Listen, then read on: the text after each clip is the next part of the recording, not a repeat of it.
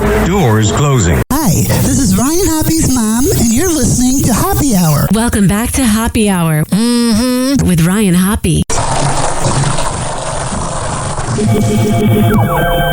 Yes, now. If I hit this button, boom, the whole program's gonna start. Okay, well, hit it. All right.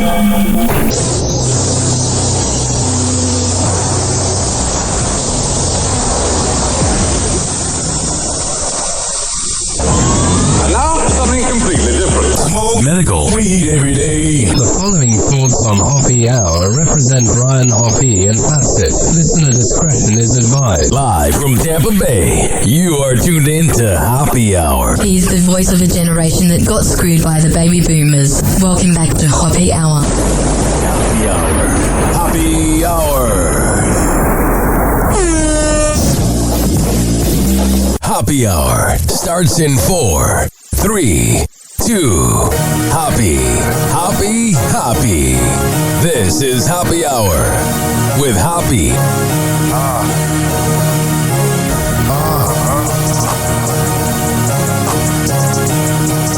Where we at? Always going in, never doubt it. Never worry about the dollar. Need a source of trending topic. Be the hottest, search about his competition. Microscopic, never. That's a mouthful. Ain't rolling weed up, now we flying. H-O-P-P-E. H-O-P-P-E. H-O-P-P-E. You already know Happy Hour in the system. Oh, yeah. I'm doing something new right now. We'll see how long it lasts. I am currently sitting in a comfortable chair. Not in one of the office chairs that I've recorded this show on. And I'll give you a report back about how I feel about it. 856-49-HOPPY. It's 856-494-6773. You can tweet at me at Ryan Hoppe Radio. You can always email me, RyanHoppeRadio@gmail.com. All right, enough of that. I want to issue a formal apology to all the Floridians over the years that I have claimed are terrible drivers. Now, you may not be great drivers, but who is? But guess what, ladies and gentlemen, boys and girls? I have noticed all these bad drivers on the road recently, and you know what I realized? They're all transplants. So, to Floridians out there, can you accept my apology? Because I am very, very sorry for saying over the years that it's you. But it's not me, though, because I'm kind of a Floridian. I've been here 10 years. Today on TMZ. Okay, here's the question. What's the difference today between me and Justin Timberlake? I don't know, you both like dudes. I'm here. Yeah, you're here. Oh, wait, that wouldn't have made sense. And I'm struggling. Justin canceled his Columbus concert like minutes before he was supposed to go on. Then And it's such a bitch move to cancel your concert. I know everybody got refunds, but it's still the move of a coward. posted, I have the flu, and people are pissed. I think that's really unfair. You wouldn't be pissed if you were going to go see like the Rockettes or something. The Rockettes. That girl always says the weirdest stuff on TMZ. So the mystery of Gene Hackman's death is deepening because now his daughter says he was perfectly healthy for a 95-year-old. Something sudden happened to him. Yeah, you don't. I say. What about the wife? I don't know what happened, but if she walks in and he's lifeless, that creates a whole other scenario that ends up in a bathroom with pills all over the place. Zendaya back filming Euphoria. Yeah, Euphoria's a weird freaking show. They take like 3 years off in between seasons. Remember in 2010 when Mad Men said they were going to take 1 year off and everybody was freaking out? And now that's the norm with TV. Sydney Sweeney in it? Yeah, she's coming back. Real? Hell yeah, I hope she's nude as hell. Now that they're massive stars, will they get naked as much? I don't even want to see Zendaya's boobs, actually. What? Because I respect her too much. Like, I don't want to objectify Zendaya. I do. There's a point to what he's saying. Like, I never wanted to see Julia Roberts' boobs. No, I never rockfish yet. You did want to see him? You never rockfish yet. You do see him? What scene? It's officially the off season for Patrick Mahomes. Yeah, that game kind of hurt his legacy a little bit. I'm not saying he's not going to go down as one of the greatest of all time, but the way that went down, you ain't Tom Brady, bro.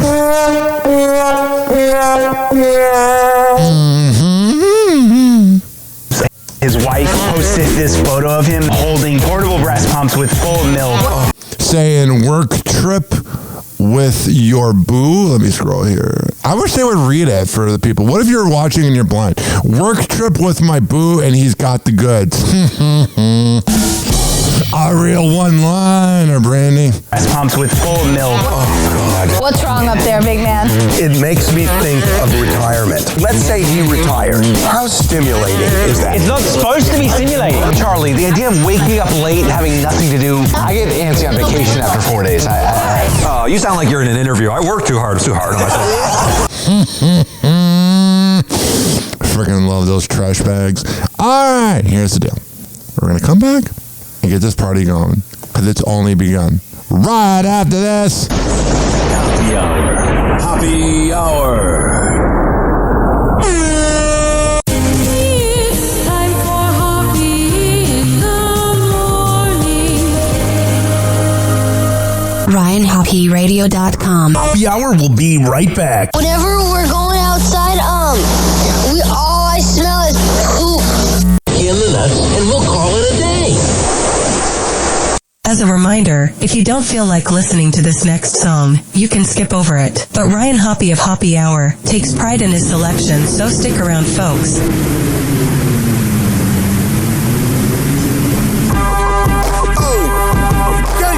Y'all now tuned something beautiful right here. Something epic. This official. Matthias, let's make it. Look, I'm being a nice guy.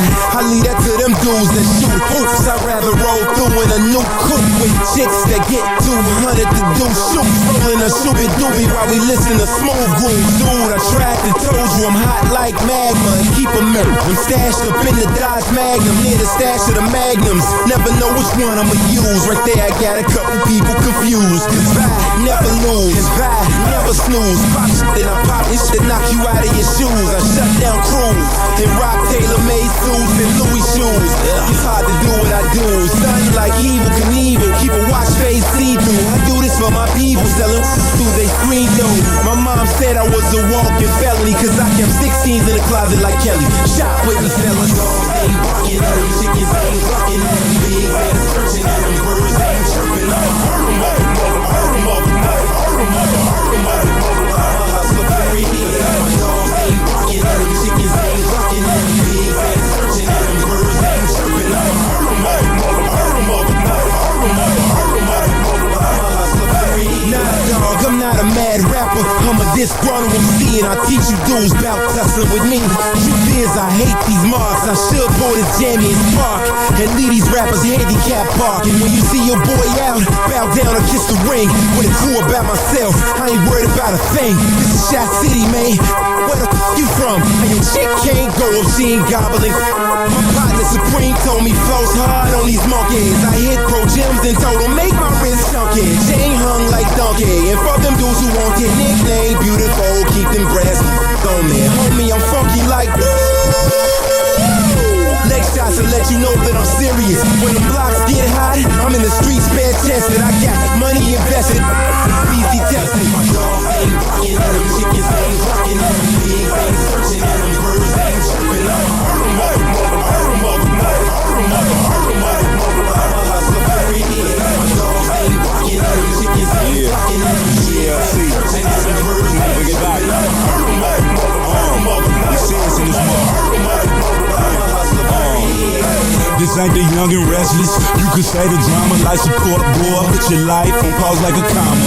When you cutting corners and you stacking money, they turn comedians, man, they get to acting funny. I know the MCs, the real MCs. Same old same boo, man, them was shopping with me. Get a pumpkin head in front of your little daughter. You a broke pop machine, get you out of order. I'ma come and get you. Don't make me hit you for shells like the snail or an armadillo. Watch the blue lights with the blue films, slice it, make them look like he got gills. This ain't artificial, man, it's real. Throw him in Lake Michigan and hope the nigga can't swim. And if he can't, I guess he won't live. Giving names, get your change, he ain't hate a bill. That's nothing, Charlie. Let's go. I am the brain.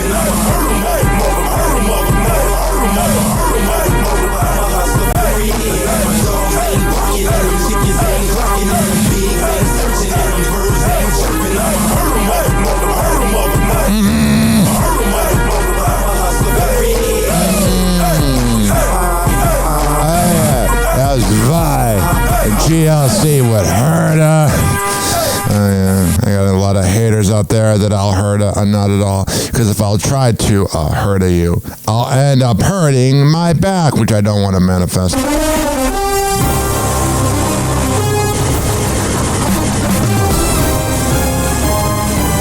First of all, we've been recording for 11 minutes and 11 seconds. Right now, make a wish.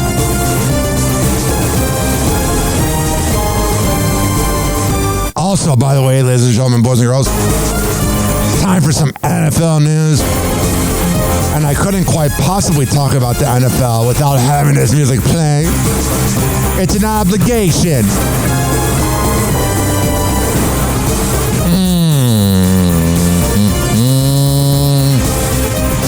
NFL Insider reveals huge Deshaun Watson update.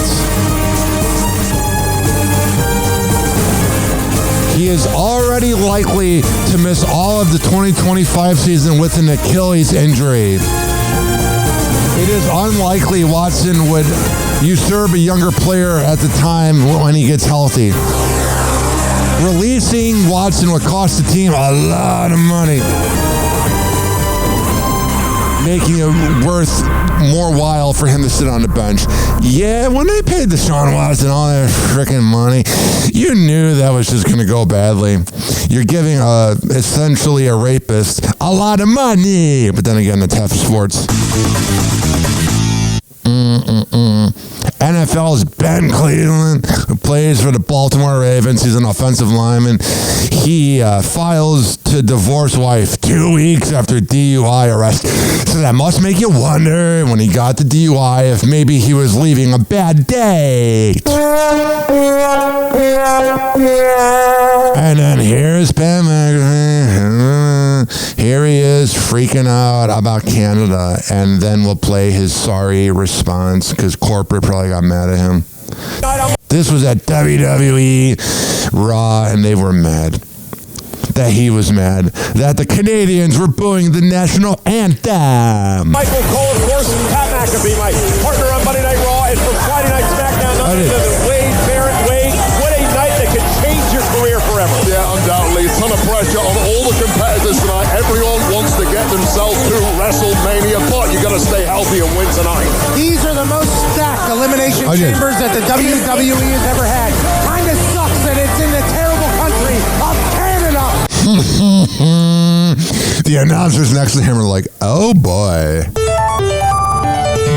We'll be hearing from our bosses. That booed our national anthem to start this entire thing, but it's going to be a historic night. Hell yeah. Well, he went on his talk show and became whipped to Canada, which I was expecting more from him. Don't go out there and be that bombastic and then hide from it. You're whipped. You know, Disney and ESPN was freaking out. You're whipped. I love these sound effects. It's making my ass feel sore, though. Here is Pat McAfee saying he's sorry. Okay, so I understand now from the Canadians that they have a lot more passion for their country than I could have ever imagined. Yeah, it's pretty stupid, man. A lot of terrible things have been said about me, and I understand it. You boo my country, I called your country terrible. Let's shake hands, okay? You said you didn't boo every member of the United States or every citizen of the United States of America. Well, I didn't say the Canadians are terrible. I said your country was.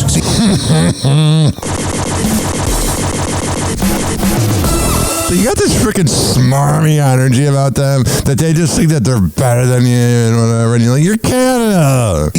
If you're so great, why did Lorne Michaels leave to create SNL? Why did Justin Bieber leave? Why did Celine Dion leave? Why did Jim Carrey leave? I don't know. Because we're better. I said you're terrible. Let's shake hands. Let's move along. Okay? But my first reaction whenever you boo our country is, okay, let's fight. He's a real tough guy. I'm sorry. Oh, whatever. That was gross. But that's a rite of passage of being an outspoken shock jock. Because you burp into the mic like a freaking idiot.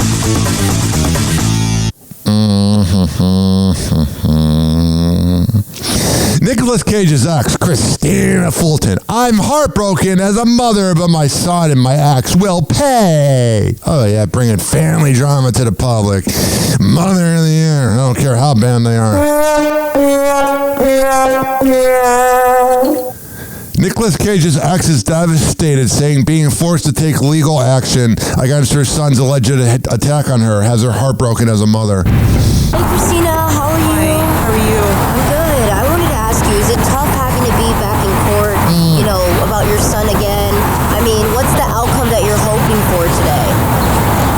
Well, look, I want to tell you, ladies and gentlemen, that I have been heartbroken as a mother for a very long time. I've done this alone. I've been left alone, if not blocked. And I hold a lot of people responsible, especially the LAPD, who left me on the ground bleeding. I called you for help. I'm here again as a mother. I love my son. Tough love. We're dealing with mental health crisis epidemic, and I'm here again. So I want all those parents and mothers to know that I'm here, and I will be here for you all, and I will be here for my son. I know you said blocked. I mean, who are you referring to when you say That's a good question. blocked? His father. His father. Okay, so I mean, I wanted to know from you, why did you decide to sue Nicholas? Like, because he's a douchebag. You heard I'm from holding him. everyone responsible. Okay. And how do you think he's responsible? He's his father. I bet she's wicked during her arguments, so she's never the problem. The anonymous Jay-Z rape accuser. I'm terrified of him, but I stand by my claims. Yeah, you know that, I don't know. He probably did it, but he just got away with it. Lawyer on Diddy case speaks out about the sex tapes. So we have heard a lot about the prosecution's case against Diddy.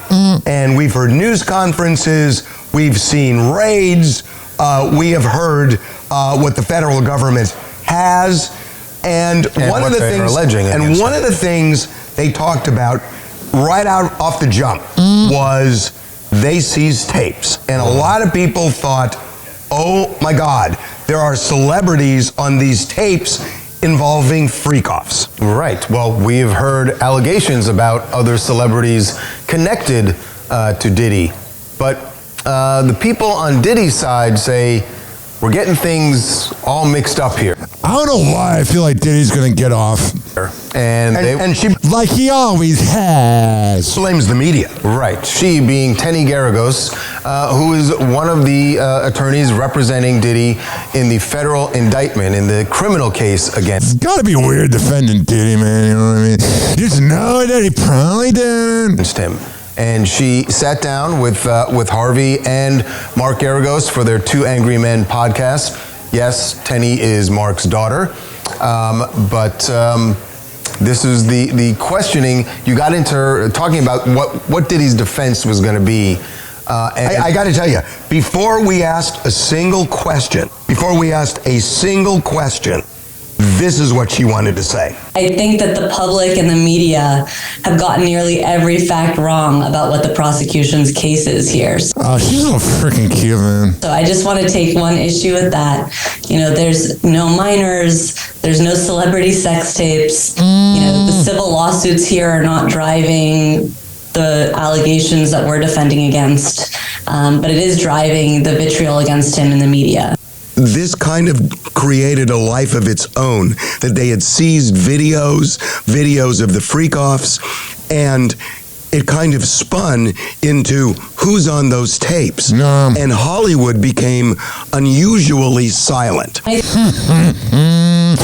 they're freaking out that they might get in trouble. So I think there's one huge reason, and that's what? Guiltiness? Tony Busby. Yeah, Tony Busby knew what he was doing. All right. I can feel my audience getting bored. And you know that saying I have on the show. Do you know the saying I have? If I'm bored, you're bored. We're going to come back and get into Hoppy Soups after this. Happy Hour. Happy Hour. It's time for Hoppy in the morning. RyanHoppyRadio.com. Happy Hour will be right back. Whenever we're going outside, all I smell is poop. In the nuts, and we'll call it a day. As a reminder, if you don't feel like listening to this next song, you can skip over it. But Ryan Hoppe of Hoppy Hour takes pride in his selection, so stick around, folks.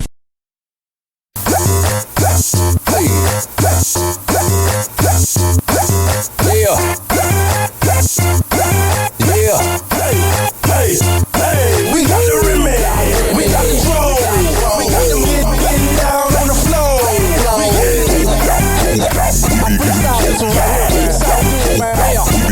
C-H-I, got a new sound, making all the get down. Pay the dick, man, make it change swing. Pimps and the players gon' do the damn thing. Coming in the club, taking over streets, taking over, man, with the broke out beats. Got them on charge, got them on lock. Everywhere we go, guaranteed to blow the spot. Let's get you see them haters, trying to say them gators. Bullets gon' blaze you, nothing is gonna save you. Bets on the streets, bets on the beats. If you wanna bounce, best report to me. My city shot town, where I put it down. Ain't no limit, dropping beats by the pound. I falls out a lot, cause you know I call it shots. Stacking paper like them baking sodas in the pot. We got the remix, we got the flow, we got them getting down on the floor.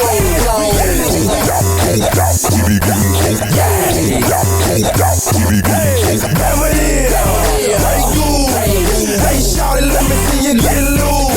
We getting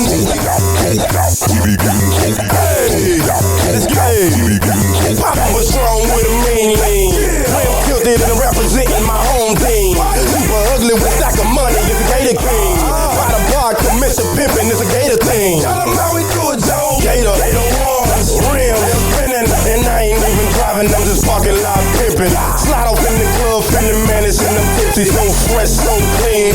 Swagger in my lip, and what it is, what it do. Come on, shawty, let me see you get loose. If you bought it, you can get some great goo. In VIP, I'm putting my hands on you. We got the remix, we got the flow, we got them getting down on the floor.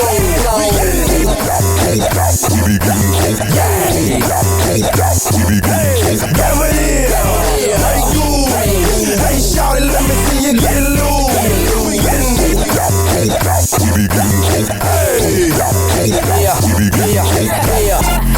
Don't be putting no chasers in my drink. I want too high like it's pimp. Smoke drink, smoke drink. Smoke drink, smoke drink. People say been all on the earth. I don't even care. Speech all slur. Nothing in my cup. Shit, it's all girl. Now hiding the motherfucker making up words. Looking like men. I like them light skin. Two at a time. I'm 20, twin. Patronic Grey Goose. Tanqueray and Seagram's gin. Stay together in my glass like they all best friends. I can't walk.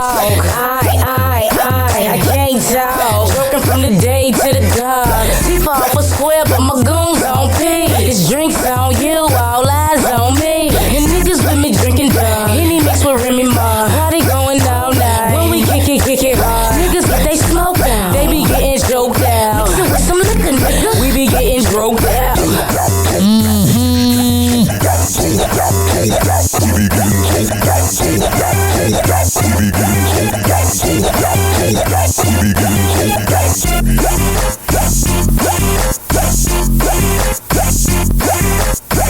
Oh yeah, it's Tom Master T with Droked Out.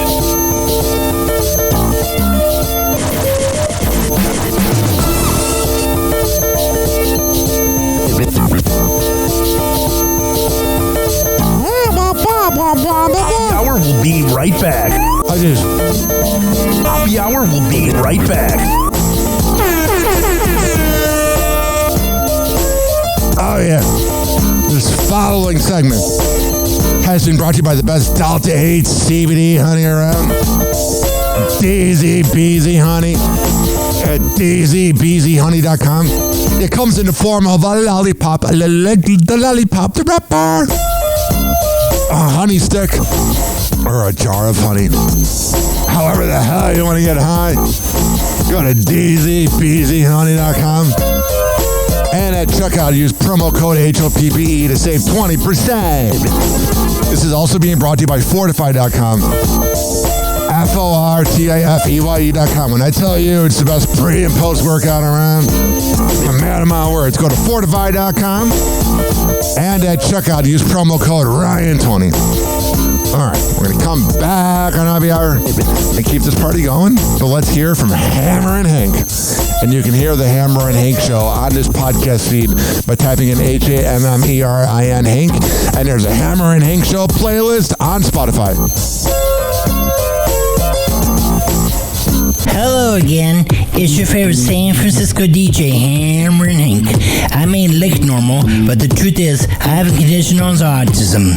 That's right, it's a condition, not a disease. Fact is, autism can strike anyone, regardless of who they are. People with autism normally have difficulties in verbal and non-verbal communication skills, social interactions, and leisure activities. In a recent study, people with autism are less likely to have a job and more likely to become homeless. I beat the odds by having loving friends and family, having a college education. I have even worked in the San Francisco Bay Area as an honored personality for many years. Always remember that people with autism want the same things as you, to be happy and successful. To find out more about autism, please contact your local mental health center or visit autismspeech.org. This is Hammer and Hank, and I appreciate your kindness. Doors closing.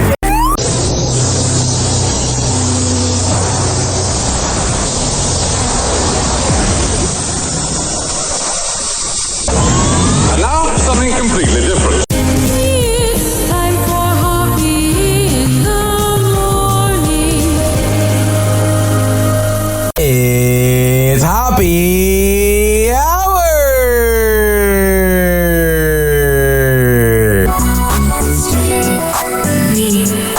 Right. Hoppe. Hey, I'm Chaparral. You're listening to Happy Hour with my boy Ryan Hoppe. Hi, this is Drew Lane from the Drew Lane Podcast, and you are enjoying Happy Hour with Ryan Hoppe. Hi there. The golden age of radio is alive and well on Happy Hour with Ryan Hoppe. Happy Hour. Happy Hour. Let's go. Ladies and gentlemen, here it is. The most listened to radio show on the planet. Even the other stations are tuned in too.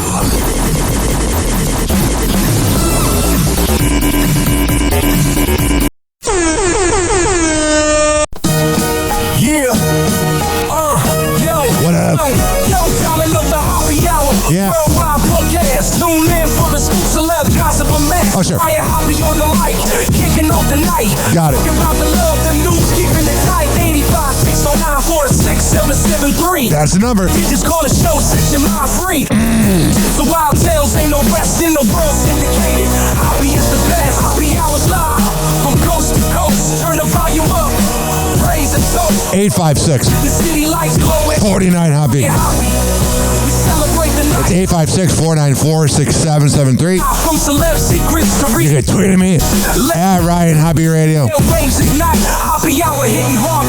can always email me. RyanHoppeRadio@gmail.com.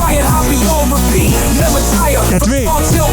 Did you know I'm Ryan Hoppe? My name's only said 1 million times on here.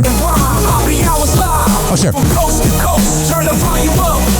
Praise and toast worldwide. The city lights glowing bright with Ryan Hoppe. We celebrate the night. Go. Ryan Hoppe on the mic, breaking down the scene. Oh, sure. NBA drama, living out the dream. I do. Ex-wives wild. Oh, those crazy exes. Dropping knowledge bombs, all in on the scheme. Thank you. Hoppe smooth, man, he knows it all. From Thanos to the court, rise and fall. Tune in, now you'll have a ball. Hoppe Hour got that shock and awe. MJ to Kobe, legends in the game. Shaq's big presence, true Hall of Fame. Hoppe spills the tea, ain't playing tame. Behind the curtain, nothing left the same. Hoppe's loose, man, he knows it all. From scandals to the court, rise and fall. Tune in, now you'll have a ball. Hoppe Hour got that shock and awe. Hoppe Hot Topic. Be a trend where injured players either rush back to play the Lakers or wait until they play the Lakers to return, and also that teams look at games against them as a mini final. Like the Hornets, their one win in the last 16 games was against. Yeah, it's so weird how good LaMelo Ball is at basketball, but his team sucks. Against the Lakers, and they celebrated like Pat Bev in the play-in tournament. But here's Luka laughing at the real. Yeah, when you lose all the time, you're gonna celebrate like it's a championship. Of players rushing back to play against them.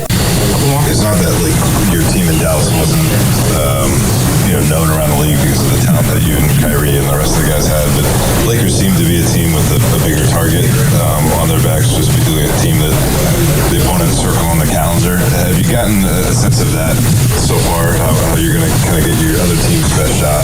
That's not a bad question, and he had a good microphone. Good job, bruh. Yeah, I think so. I didn't believe it before, but they say if somebody's out a long time, then they play against the Lakers. I don't know. I didn't believe it that long time, but obviously it's the Lakers, so I think that's normal. Dorian mentioned that you've been battling the Clippers, obviously, from the bubble. Ty Lue's thrown a lot of different coverages at you over the years. How have you seen that matchup evolve with the Clippers over the years since your rookie year? Yeah, I mean, there's always going to be. I remember last game, there was only one college in me. Yeah, Luka always plays like a badass against the Clippers. But, it's like I always say, it's like playing the chess a little bit. Yeah, so Luka's time on the Lakers, the same player that Dallas was like, whatever, we don't need 22 points, 39% field goal, which isn't the best, but 8 rebounds and 6 assists. I guess it's bad at basketball? Not at all. Read the defense and take what the defense gives you. Yeah, whatever. 856-49-Hoppe. And then Jason Kidd speaks about Kyrie Irving's scary fall to the ground. This was 13 hours ago. Kyrie Irving, it's official. He has what you like to call a torn ACL. So this video I'm about to play of the Dallas Mavericks head coach, Jason Kidd. This is before they knew. The Mavericks cannot catch a break at all. Kyrie Irving went down with a knee injury, but he got carried to the free throw line to shoot his free throws and then carried to the locker room. And even Luka Doncic posted on his story just pretty much praying for Kyrie. And here's what Jason Kidd had to say post-game about the injury. Jason, what's going through your mind here in the first quarter when Kai goes down? That we don't have anybody else. Just unlucky.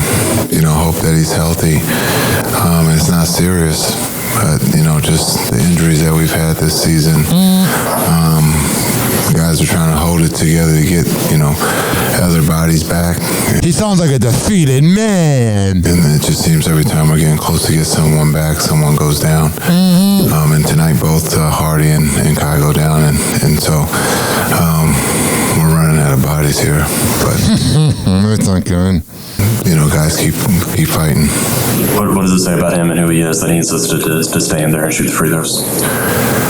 That's just, I mean, Kai's a tough guy, and so I asked him when they were taking him off the court. Yeah, he's a badass.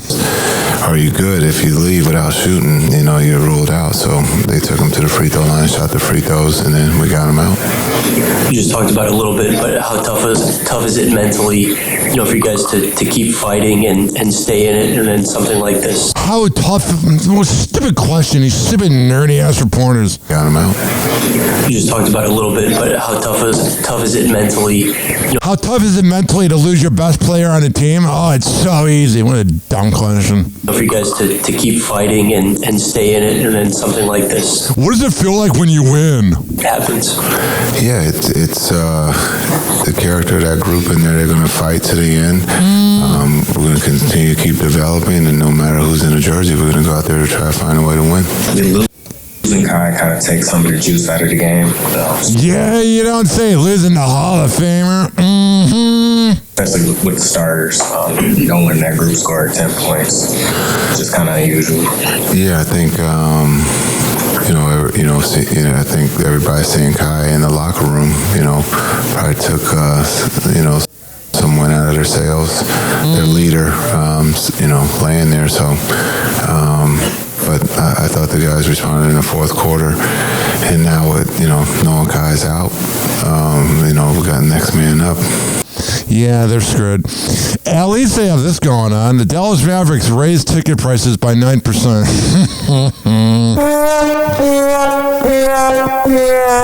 What a piece of garbage organization. Now, here's Angel Reese on her podcast talking about if she's dating Kevin Durant. You said you went to the men's game and the women's game, right? Yeah. So there were headlines from that game because you were courtside with Kevin Durant. And they're like, oh my God, they're dating. Hell yeah, she gave him a mouth hug. That's not a thing, correct? No, that was never a thing. I don't even know how that even became a thing. Because you're sitting courtside with Kevin Durant at a game.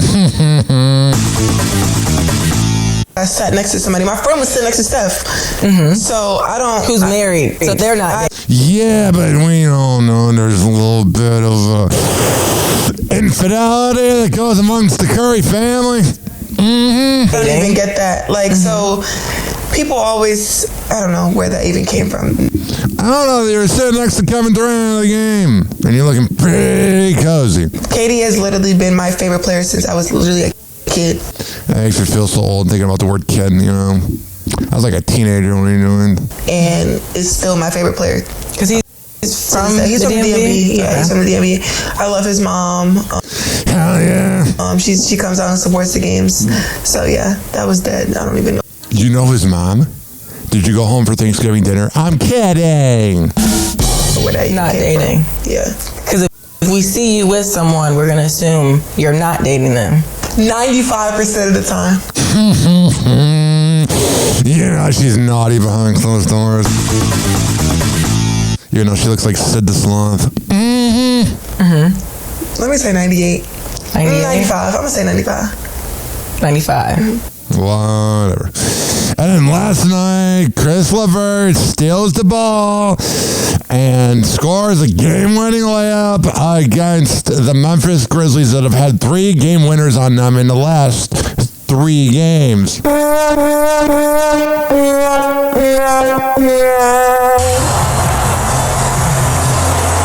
seconds, 7. Desmond Bain barrels in. Stolen by Daniels. Ahead to LeVert. Parrish goes up. No! At the buzzer. At the buzzer. It's all over. Game. Look at all the defense in that game. 132 to 130. Atlanta Hawks over the Memphis Grizzlies. Harris LeVert wins it for the Hawks. Game. A steal and lay-in. All right. Sounds freaking exciting. I like the Atlanta Hawks. They're so freaking gritty. I love me a good underdog. Why do I love me a good underdog? Because I'm one. Happy hour. Happy hour. It's time for Hoppe in the morning. RyanHoppeRadio.com. Happy Hour will be right back. Whenever we're going out outside? All I smell is poop. In the nuts, and we'll call it a day. As a reminder, if you don't feel like listening to this next song, you can skip over it. But Ryan Hoppe of Hoppe Hour takes pride in his selection, so stick around, folks. Yeah. Good looking out again on another bang, H-Dot. See what it is. Look, I'm feeling kinda like Al Capone in the mid. Tell me, the city is mad for the take. Ours. And ain't nobody gonna stop it. Let me show you how to ride through traffic, pop a package off. Really cop it, go and chop it, bag it, watch me pass it off. Let me show you how to ride through traffic, pop a package off. Really cop it, go and chop it, bag it, watch me pass it. All I need is 50 pounds of kush, 1,000 pounds of Reggie, 100 keys of coke, watch me take over the city. All I need is 50 pounds of kush, 1,000 pounds of Reggie, 100 honey shots, watch me take over the city. Yeah, the city is mine. Any who objects, it can catch the first shell at this barrel eject. Catch it, nigga. I'm interested in paper visa. How I exercise one of the three of them every hour. Clock is ticking, every minute is valid. Someone watching time pass, puffin' salad. Addressing my problems like the Italian, not the French. I been selling slow and making hits, that's defense. You wanna talk hustle, I got plenty conversations. Enough dialogue, just burn them like fire log. Plenty hefty bags full of leaves like the fall. Bring the team along and make it fun while we ball. Any tuggish you try to pull, cut that rope short, cut it, leave it long, throw it on around your neck, torture. Hit me with the bricks, I get that back today. You know the city's mine, plus the game, teach you how to run things. Let me show you how to ride through traffic, pop a package off. Really cop it, go and chop it, bag it, watch me pass it off. Let me show you how to ride through traffic, pop a package off. Really cop it, go and chop it, bag it, watch me pass it. All I need is 50 pounds of kush, 1,000 pounds of Reggie, 100 keys of coke, watch me take over the city. All I need is 50 pounds of kush, 1,000 pounds of Reggie, 100 honey shots, watch me take over the city. Being broke is a joke, and I can't have eaters laughing at me. They graduated from just haters, got their master's degree. My flow so righteous, it's like I got the pastor with me. And try to cross me, boy, you end up in the after deceased. I got this rabbit shit in my palm. I make a tight fit, you see these rappers turn to crumbs. You say you run the city, I make the city run. Ran through the land with metal pieces like a Forrest Gump. This shit's easy like a laxative. Check the skills, I make these bars about complex as jail. You got it on lock if that's true. I be the key player, twisted in that bitch till it pop loose. My block red hot, they had to put up blue lights. Teams puffing green and slinging white to get the new mics. Feeling like a fiend, just trying to test this new pipe. Stuck with being gangster, so I'm feeling kinda glue-like. Let me show you how to ride through traffic, pop a package off. Really cop it, go and chop it, bag it, watch me pass it off. Let me show you how to ride through traffic, pop a package off. Really cop it, go and chop it, bag it, watch me pass it. All I need is 50 pounds of kush, 1,000 pounds of Reggie, 100 keys of coke, watch me take over the city. All I need is 50 pounds of kush, 1,000 pounds of Reggie, 100 honey shots, watch me take over the city.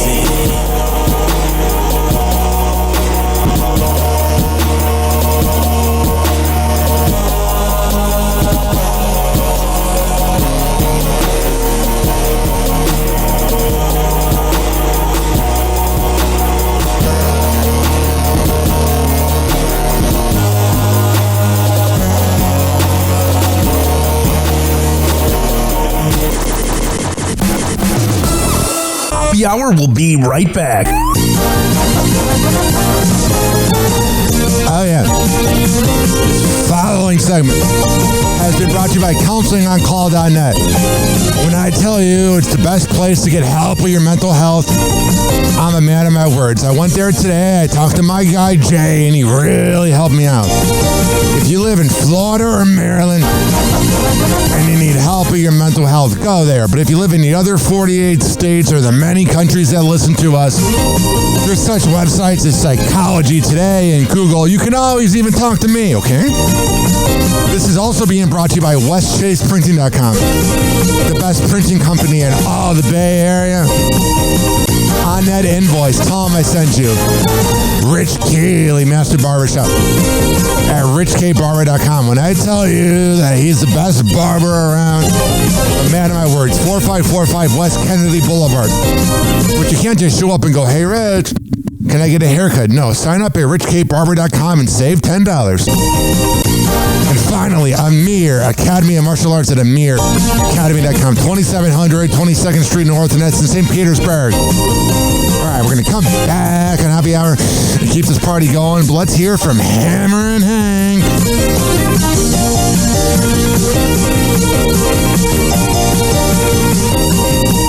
People with autism are often treated like they are different. Believe me, we are. Hi, this is Henry Oakes, but my buddies may have known me as Hammer and Hank. I was labeled as slow when I started school. Come to find out at the age of 12, the doctors decided I was autistic. Now at the age of 48, I have completed an associate degree in radio broadcasting and worked in the San Francisco Bay Area as an on-air personality. So yes, I am different. People with autism have no needs, no different than you. Laugh, love, and learn to get an education and join the workforce. I did it, and so can anyone else with autism. So when you meet someone with autism, don't feel sorry for them. Work with them. Find out for yourself that autism isn't a disease, it's a condition. To find out more about autism, please visit autismspeaks.org. Autism Speaks. It's time to listen. Doors closing.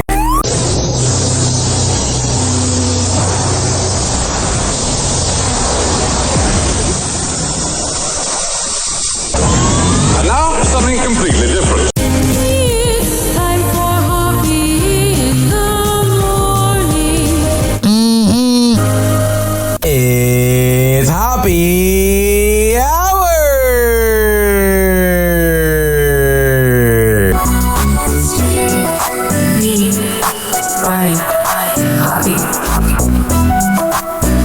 Hi, this is Rod Ryan from The Rod Ryan Show in Houston, Texas, and you're listening to The Hoppe Hour. People often argue over Android versus iPhones, but the real debate should be middle-aged Gen X morning shows versus Hoppe Hour.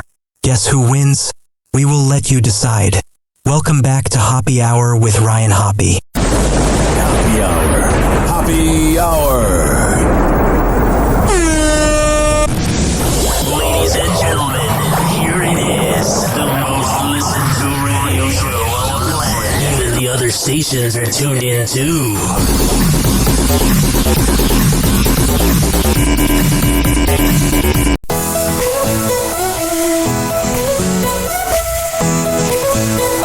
What up? Wake up, folks, it's time to shine. Oh, sure. Tune in now to Hoppe's line. I got it. Tall tales of love and news to find with Ryan Hoppe, stand at 6'9". I am not tall, ladies. Got those silver lip gossip skills. Dishing all the thrills and chills. Oh, wow. Midday talk that pays the bills. Hell yeah. Hoppe Hour's got the skills. I do have 25 sponsors. Hoppe Hour with Ryan Hoppe, sing it loud. 856-49-HOPPE. 856-494-6773. You can tweet at me at Ryan Happy Radio. Always email me, RyanHappyRadio@gmail.com. Dating tips to make you swoon. Crazy stories of the moon. Whatever. Feel the beat and tap your shoes. Hoppe has the latest tune. 6'9", he's reaching high. Wow! Hoppe Hot Topic! Nah. Love this music.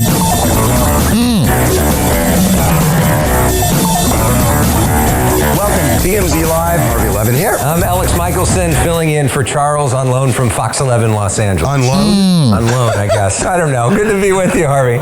It's great having you here.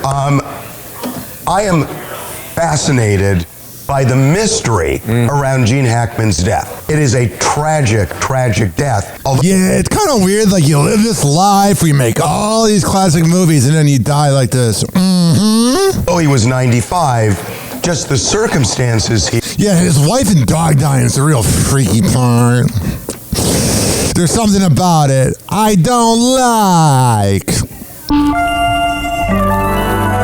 Here to see him, his wife, his dog dead, and not just dead, but for days, maybe even weeks. What happened in that house? It is a mystery, and we can't unravel this because a lot is going to be told by the autopsy findings. Yeah, you know it's gotta be weird for some of these guys. I bet they grew up liking Hoosiers, whatever, some of these officers, and then they're in his house. But there are theories. Before we get into the theories, Sheriff Mendoza from Albuquerque gave an update this morning. Did he? Nothing definitive, but here's what he had to say. It was very difficult to put a timeline together, even with the help of the Office of the Medical Investigator. Got it. Just based on their body and other evidence on the body, it appears several days, possibly even up to a couple weeks. They were mummified. Yeah, talking there with Savannah Guthrie from the Today Show. They were mummified, and it's so freaking weird, man. That scares me. This idea of them at that house, that there was one dog that died, but then two other dogs lived that. Yeah, that's the other weird part. Were there at the house with them, one of which was inside. Yeah, and so it doesn't feel like, you know, they've talked early on. In fact, we broke a story that the family thought it was it might have been carbon monoxide. That's something that TMZ and E! News do all the time. They're like, look at us. We broke the story. Good for you. But that doesn't seem to be where the evidence is leading. They found no trace of it. They had the gas company come out. But the thing that might lead to the idea of carbon monoxide is if they really were there for weeks and the carbon monoxide thing had happened weeks ago. And Jesus Christ, this is all debating, so we're going to move on. 856-49-HOPPY. Now, when I work on shows like MJ and other shows, usually you cut up the audio and then just play the best parts. But here, I'm just learning it with you guys. I'm just kind of lazy. Welcome back to TMZ Live. It is not hyperbole to say that this is one of the most remarkable meetings on camera in it's pretty tense. In the history of the Oval Office. I would disagree with you. It's not one of. It is the most. It is the, and I'm older than you by a lot. Yeah, it's freaking weird. Harvey Levin is like 74. He looks good. It is the most. Okay, so Zelensky, the president of Ukraine, shows up to the White House. Donald Trump says to him, oh, you dressed up for the occasion, because he's kind of been annoyed at the fact that he doesn't wear a suit for... Donald Trump is such small dick energy. Something like this. So they didn't necessarily start off on the best foot there. They then head into the Oval Office. The president's there. The vice president, J.D. Vance, is there. J.D. Vance represents all the douchebag men in Ohio. They invite in the press, and then... It was kumbaya for a bit. Yeah, and then this scolding happens. Yeah, J.D. Vance, you know, if this is what he says publicly, you got to wonder what Trump and J.D. say to their wife behind closed doors. That looks like something that Andy Cohen produced for a Bravo reality show. The problem is we're talking about war and peace here. Take a look. From the very beginning of the war, we've been alone, and we are thankful. I said thanks. You haven't been alone. You haven't been alone. We gave you, through this stupid president, $350 billion. All right, I will say this. Do I think it was classless how Trump treated Zelensky? 100 million %. But we gave them way too much money, especially when they were given money while we were given barely $720 for the hurricane. So I will say, when it comes to that, do I think we need to be a dick to Zelensky? No, but he doesn't need all our money. Who We did gave for you your military equipment, You and you voted men for are your brave, but they had to use our military. So I agree with that part. If you didn't have You our invited military me- equipment, you invited if me you to didn't speak. have our military equipment, this war would have been over in 2 weeks. In 3 days, I heard it from Putin. In 3 days, this is something Maybe new. less. In 2 weeks. It's like watching two children fight. Actually, those children, whatever example you can use, are more mature than these morons. Of course, yes. It's going to be a very hard thing to do business like this. I tell you. Just say thank you. I said it a lot of times. Except to America. Oh, shut up, JD. You're trying to be a tough guy, you little beta male bitch. Elon's our real vice president, and you know that. Little bitch. Except that there are disagreements. You don't even like Trump. You used to tweet making fun of him. Now you're his boy. That's why I can't stand politics. And let's go litigate those disagreements rather than trying to fight it out in the American media when you're wrong. Well, you know, there's that term mansplain that Gen Z girls use, where they say, oh, he mansplained that. You know, everywhere JD Vance goes, he mansplains. All right, next clip here. What is going on with Lil Baby?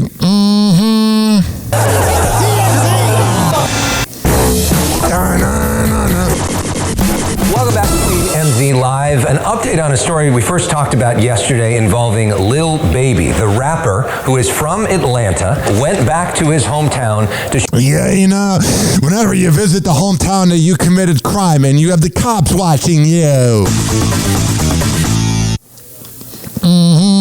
shoot a music video in May of last year. Then in July of last year, there was a shooting where 2 teenagers were killed, and police in Atlanta are now suggesting that those 2 things are related. I think they're more than suggesting.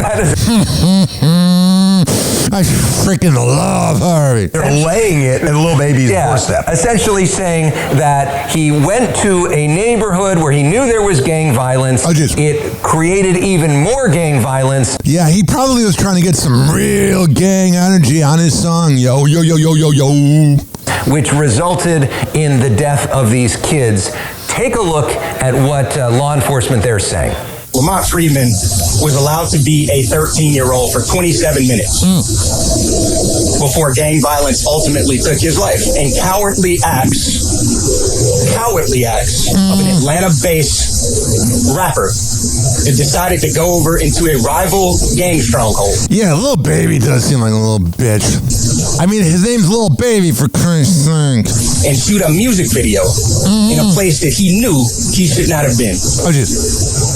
And in the subsequent days, we saw homicides and shootings, and ultimately the deaths of 2 children as a result of his cowardly actions. That is the one thing that pisses me off about gangbangers. There's a lot of times when there's these drive-bys or these shootings, these mutants don't know how to actually shoot the right person, and like some kid playing gets killed. You know who you are.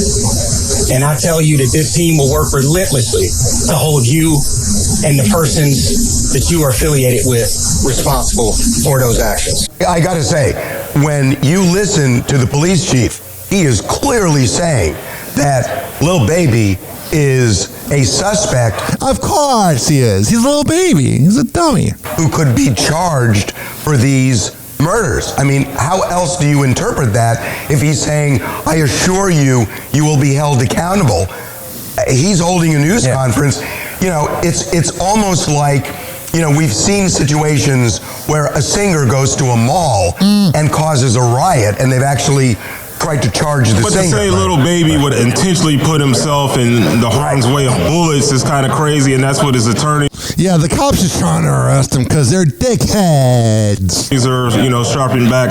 You know, like if you live in the Atlanta area, you know, they've been trying to make a case on Lil Baby for a while, and that's what I'm freaking saying, man. I'm not saying Lil Baby's some angel, but the cops aren't perfect either. There's a rap group called LEP Bogus Boys that doesn't exist anymore, but it's from Chicago. They were like kind of a underground Chicago NWA type, and the rapper G Count in the song Chicago goes, the biggest street gang is the CPD, being the Chicago Police Department. So sometimes you gotta watch out for them. incident that they're saying didn't even happen on the same day. You know, there was a several days later. Yeah, so to say little baby would intentionally cause a gang war for shooting a music video is kind of a crazy scenario. Whatever. 856-49-HOPPY. What's going on with this little skank? All right, there's been this big story coming out of Ole Miss where this 18-year-old named Mary Kate Kourtnei. She just sounds like she's promiscuous with that name. Has this online rumor start out of nowhere. She's dating a guy named Evan, and Evan looks like someone that gets cheated on. Rumor is that she was sleeping with Evan's father. Porn come to life. This may have started as a fraternity prank. It's not a good prank. And it went crazy viral. And they're saying that Evan is still with her. Evan's still with her. I love guys that stay with girls that cheated on them, or girls that stay with guys that cheat on them. It's freaking weird. Whenever you see them in public, I've worked with people that have cheated on their wife, and whenever you see the couple in public, it's like, oh, you guys like put your penis and vagina with other people. Says this didn't happen. The father says this didn't happen. He should just admit to it. Feels bullied and harassed. This story has gone all over the world. Pat McAfee has talked about this. Yeah, this is kind of weird when Pat McAfee was talking about it. Via his show, Antonio Brown, who's not exactly known for the highest reporting standards. I love how you said that. Has been talking about this, and you feel for her, and now she's and her team are fighting back. Well, Alex and Harvey, they've gone to the FBI. They've gone to the Oxford Police Department. Somebody's going to get sued, and somebody might be going to jail. Yeah, I wonder who's going to jail. Pat McAfee definitely is getting sued. I'm going to keep my comments to myself because I don't want to get sued if I make a video about it. I'm not going to even make a video about it, but I feel like... How do I word this? You ready for my sarcastic voice? You ready? Because I don't want to say that she did it, because she didn't. She's a great girl that you would so want to date. But pick up on my sarcasm when I say she totally didn't go up and down and around on her boyfriend's dad. Because she would never do that. The investigators, though, aren't sure who they're looking for because this is a ghost world, if you will, of AI. But did a computer make this up? Did somebody hiding behind a keyboard make it up? It was really nasty stuff. Yeah. It's going to be weird at Thanksgiving dinner. You have the turkey on the table. Did you screw him? I had a chance to speak to her. Maybe she keeps dropping the fork for 5 minutes at a time. Mom and Dad You know what I'm saying? last night. They are with her in Oxford. They jumped on a plane from Houston and flew right over as soon as she made the phone call. She said she saw it on Yik Yak, but this thing spread throughout Instagram and Yik Yak, what's that? And Facebook and Twitter. And now the family has hired legal representation because they are planning on going after whomever's behind this. Because not only I guess Yik Yak is some college app where you can anonymously connect with everyone at your college. Oh yeah, that's going to be like a problem, the anonymous part. They malign this beautiful young lady's reputation, but somebody made a buck off of it because they started a meme coin. Can you imagine if this isn't true and you got all this stuff online? And it's unclear at this point how much money was made. Well, but they should be able to find out who's behind the meme coin, right?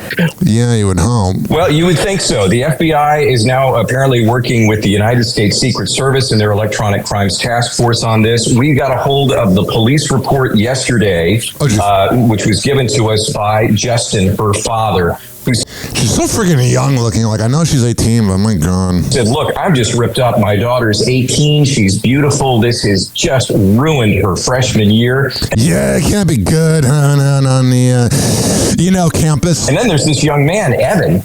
The beta male. Rumors about his father and his girlfriend are just salacious and nasty. They're trying to keep their heads up through this right now, but they're really looking to law she knows how to keep her head down. Enforcement to get to the bottom of this. It's so dangerous, guys, that apparently there is now special protection for both of them on the Ole Miss campus. Yeah, that's got to be the talk of the campus. We're going to move on. Let's see what's going on here. Justin Timberlake canceled his show in Columbus. Railed on Justin Timberlake for canceling his show in Columbus. He's the worst, man. I love his freaking music. Like, whenever My Love comes on my Spotify playlist,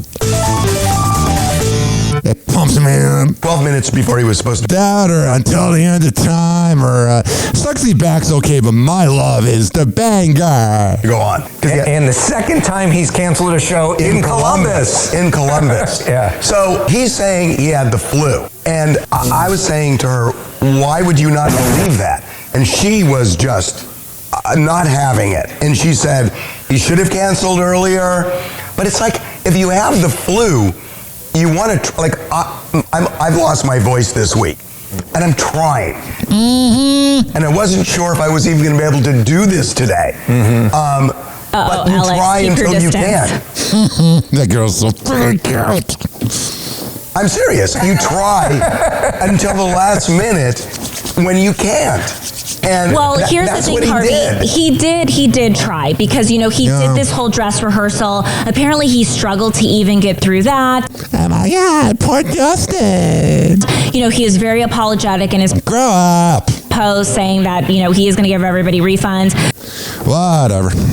But Alex, kind of like you mentioned, this is the second time he's done this specifically to Columbus, because the last time was just at the end of last year, and he said that he had bronchitis and laryngitis, so he could not sing at all. This time he said it was the flu. Unclear, by the way, if it's maybe the stomach flu. Like, what if the guy is rushing to the bathroom every couple minutes? Like that. Yeah, that's got to be a good point. All right, when I think of bronchitis, I think of this. Units were damaged and the entire... This is a news clip of a woman talking about bronchitis. Units were damaged and the entire complex may be without electricity for some time. Red Cross is assisting displaced families. One resident describes her horrifying experience when she first realized the complex was on fire. Well, I woke up to go get me a cold pop. Then I thought somebody was barbecuing. Oh, shit. I said, oh, Lord Jesus, it's a fire. Then I ran out. I didn't grab no shoes or nothing. This was that era where you had the wacky news bites like this woman and then Charles Ramsey in Cleveland. Is this a fire? Then I ran out. That was what I don't mean to keep pausing it, but that was what I loved about the local news. Is this a fire? Then I ran out. I didn't grab no shoes or nothing, Jesus. I was praying for my life. And then the smoke got me. I got bronchitis. Ain't nobody got time for that. Love her. Absolute best.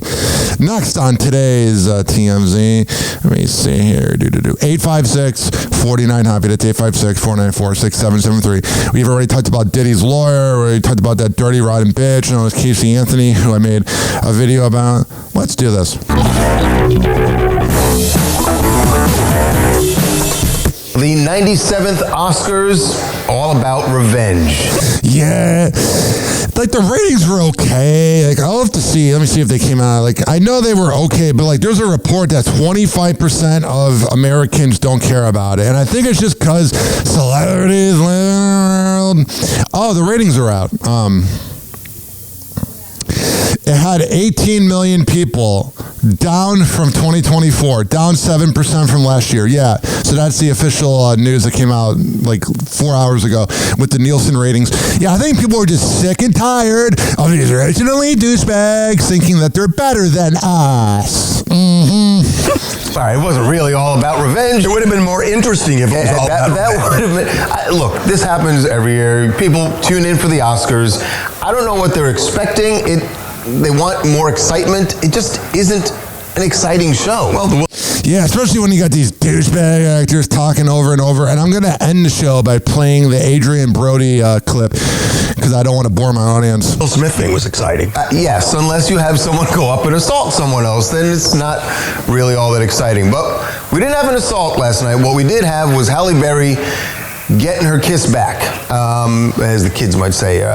She went back at Adrian Brody. As the kids might say, trying to sound freaking hip. Now, some of you may be too young to remember this. I remember this. I remember it. Remember covering it. 22 years ago, Adrian Brody won for the pianist. And a big kiss. Which she was not expecting. It was not something that was planned. It was a little meat-ish. Both said afterward, and there were shots where she seemed a little... surprised. Yes, we'll put it that way. Surprised. So, last night, he was again nominated, this time for The Brutalist. And his speech was pretty brutalist. And before he went into the ceremony, before the show started, Hallie made a point of finding him on the red carpet.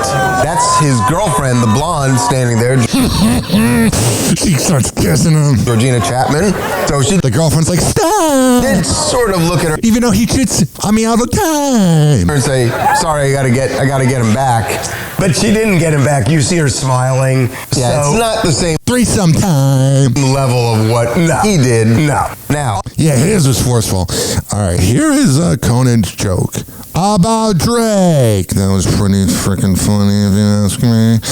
Let me do this.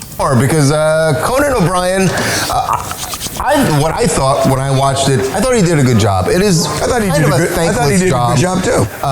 He did fine. The rest of the show sucked. Funny. Yeah. I mean, unless you absolutely blow it, and none of his jokes were that bad. I actually thought they were funny. I thought he was funny. But I heard some people in the office going like, oh, he was boring. It was funny. I thought he was those are rich and elite douchebags that don't like their heroes being made fun of. Funny. Although there's one person in Canada who's probably not thrilled. Not Trudeau. Yes, because no, we're talking about Drake, who Drake's got to be saying like, all right, the Oscars, I don't have to worry about anything. Sure, I had to sit through the Super Bowl and the Grammys. Not exactly. Kendrick's not at the Oscars, so I'll be fine. No. Well, we're halfway through the show, which means it's time for Kendrick Lamar to come out and call Drake a pedophile. Wow.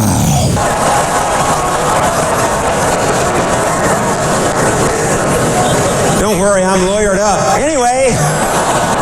I mean, this was actually pretty funny because if you know, he's obviously making a joke about Kendrick doing the halftime show at the Super Bowl. We actually spoke to Conan's writer who wrote this joke, and basically he knew the joke was gonna be a hit because he said he made a bet with the executive producer that if it was that he would win $50. So he got the $50, and basically he's saying that anyone that's listening to this joke and taking it as Conan O'Brien picking a side in this beef or getting on the Drake hate. I don't think his boomer self cares. DJ Academics is literally calling for Drake to sue DJ Academics is such a little bitch ass. Conan for defamation. Again, yeah. The writer is just saying that that's absolutely absurd. DJ Academics. Dude, such a freaking beta male. It's like, shut up. Just go away. I don't get people. They're so freaking like kissing Drake's ass. He's a pedophile. What do you want? Gypsy Rose was seen on the bump, and she has some advice for the Menendez brothers if they get out, because she does know about killing your parents. I love when they see her on the bar and they ask her about this, and I don't know. I don't mind Gypsy Rose. I just hate that she has a kid because it's the movie Idiocracy that the people that should have kids don't, but then she just squirts one out. But at the same time, ladies and gentlemen, boys and girls, I kind of feel bad for her because she's crazy. Here she is giving advice to the Menendez brothers from a paparazzi at the airport. Oh, it's the thing I should do once a show where I should unmute the website. Everyone is still talking about the Menendez brothers, right? We're back and forth. They may or may not get out of prison, right? If they get out of prison, right? You have 2 books, you've got TV shows, you've got so much going on. Would you recommend those guys? Who would read one of her stupid books? By the way, she's lost some weight though. She looks freaking hot. You know, she'd be fun in bed. Guys dive into the world of entertainment right out of prison, right? The world intelligent. I will say that. Yeah, she's got to I don't know, man.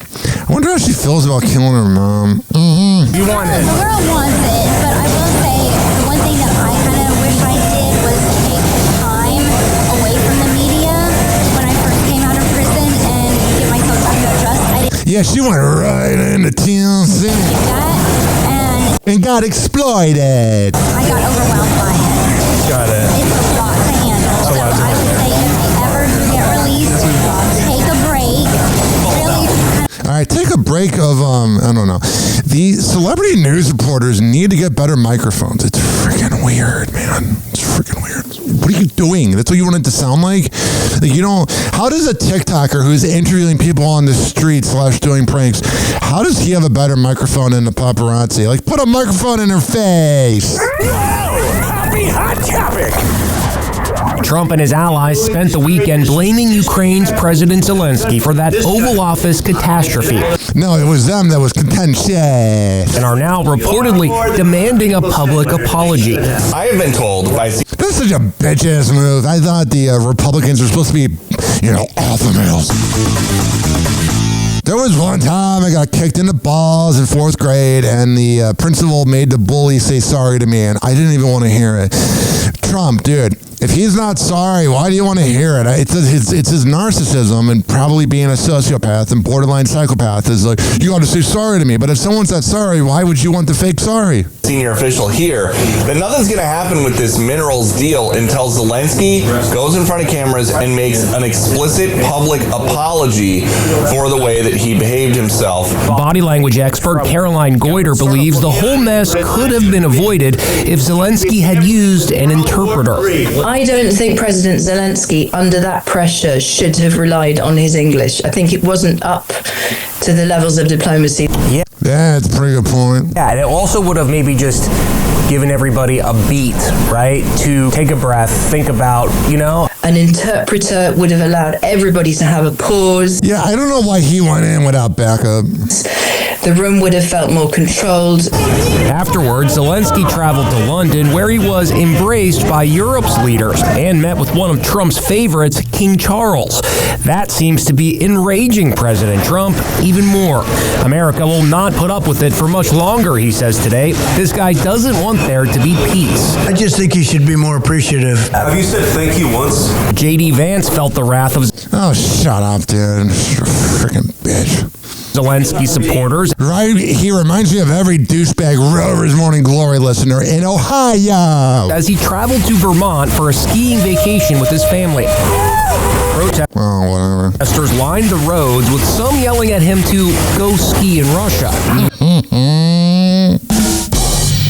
Mr. President, with all due respect. Excuse me? The historic Oval Office clash was lampooned on SNL. Yeah, SNL's not been funny in, 30 years. Remember thank you? You haven't said thank you to us once in the past 15 seconds I've been yelling at you.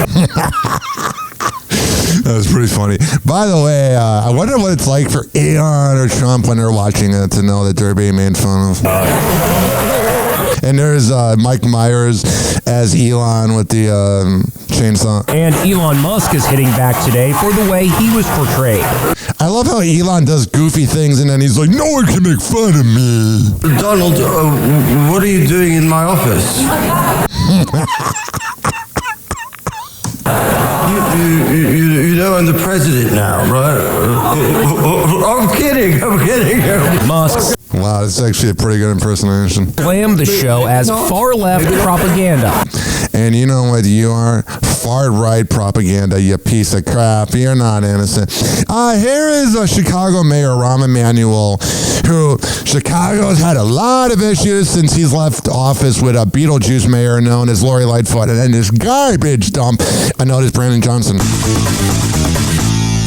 And when Rahm Emanuel was the mayor, I thought, ladies and gentlemen, boys and girls, that he was the worst. But sadly, he's the last good one we've had. So I'm not sure how much of it I'm going to play, but here is a little bit of him on Bill Maher's show. I read that the current mayor of Chicago has an approval rating of 6.6%. Round it up, 7. I mean... I mean, you were just the ambassador to Japan. If that was your approval rating in Japan, they would do harakiri on the live TV. They would do it at 27. I mean, what's going on in Chicago? Nothing. It's a crappy city now. And I'm from Chicago, and I love Chicago.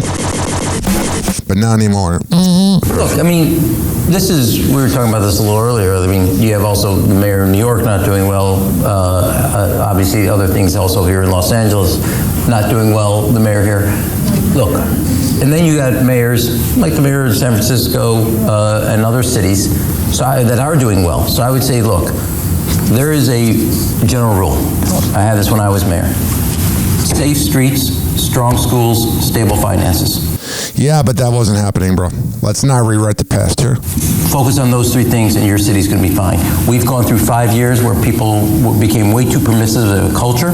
They were all, which is why everything's locked up at Walgreens and CVS. Yeah, it is weird in Chicago. You can't just get coffee. And that is a disaster. Yeah. And our school, and I'll say this about our schools. I don't want to hear another word about the locker room. I don't want to hear another word about the bathroom. You better start focusing on the classroom. Hell yeah. Why is he common sense? That's when you know the city's screwed. When Rahm Emanuel was common sense, we have a problem. I agree. We had the worst reading scores for 8th graders in 30 years. And nobody, not a governor, not a mayor, not a reading skills are going down a little bit. President, not a secretary of education is talking about it. We're all wrapped up. Look, in 7th grade, if I known that I could have said the word they and got in the girls' bathroom, I would have done it. We literally are a superpower. We're facing off against China with 1.4 billion people. Oh, jeez. And 2/3 of our children can't read 8th grade level. So no more about the lot. Wait a second, I'm on a roll for a second. All right, so there's that. 856-49-HOPPY. It's 856-494-6773. Anything else I want to talk about before I go to break? Oh, I saw sad news here. This is sad. Happy Hot Topic. Dolly Parton is saying goodbye to the love of her life. The legendary country singer announced on social media that her husband of 58 years, Carl Dean, died March 3rd in Nashville, Tennessee. Dolly says in a statement on X, formerly Twitter, "You can stop saying it. It's going on 3 years. We know. Carl and I spent many wonderful years together. Words can't do justice to the love we shared for over 60 years. Thank you for your prayers and sympathy." The post adds that Carl, who married the music icon in 1966, will be laid to rest in an intimate gathering attended That's got to be the worst feeling to lose somebody after that much time. by immediate family members. While Carl stood by his wife's side for more than 6 decades, he notoriously avoided the spotlight. But behind the scenes, the pair's romance was rock solid. Back in May 2024, the Jolene singer shared what she and Carl loved to do most when they were together in an interview with E! News. We just enjoy each other. You know, I like to cook.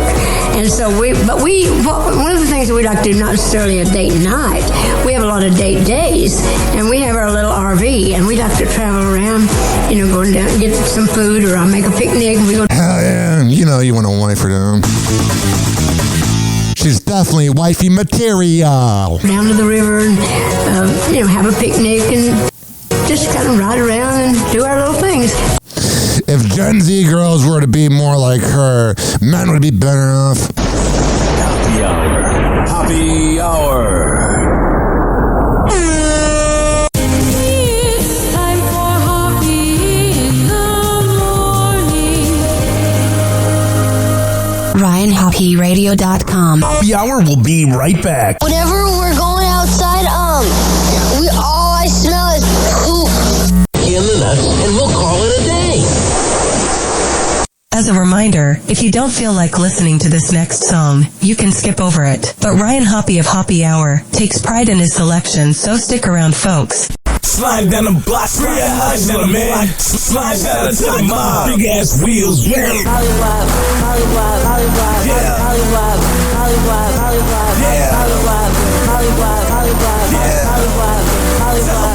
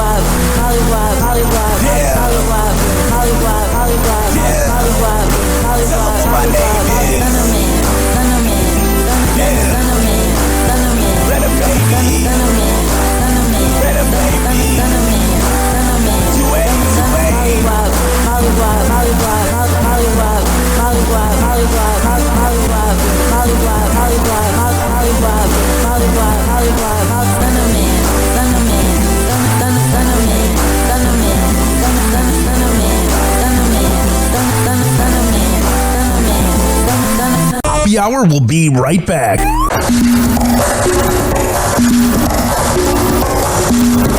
Oh, yeah. This following segment has been brought to you by the best beef jerky around, BigForkBrands.com. At checkout, use promo code HOPPE, HOPPE, to save 30%.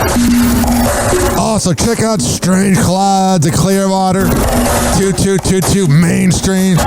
Best THCA flower, Delta 8 flower.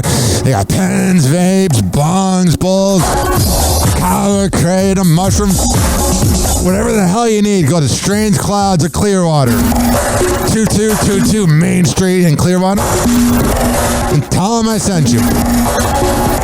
This is also being brought to you by Aspire Green Tea Energy Drinks at AspireDrinks.com. It's so freaking good. Go to AspireDrinks.com and use promo code HOPPE, HOPPE, to save 20%. All right, we're going to come back on Happy Hour and keep this party going. We have so much to get into, and life is so short, and it's going by so fast that I'm running out of time because I have an interview at 4 p.m. with Phoenix radio legend Dave Pratt. But before that, here's some life advice I love from me, Juan. Listen to me, Randy. It doesn't matter what you look like on the outside, whether you're white or black or Sasquatch even. As long as you follow your dream, no matter how crazy or against the law it is. Except for Sasquatch. If you're Sasquatch, the rules are different. Forget it, Meatwad. I'm a circus freak. That's all I'll ever be. Whatever. Doors closing.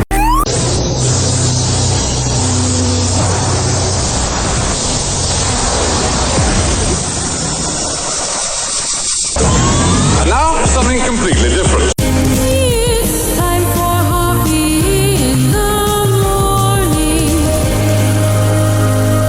It's Happy Hour!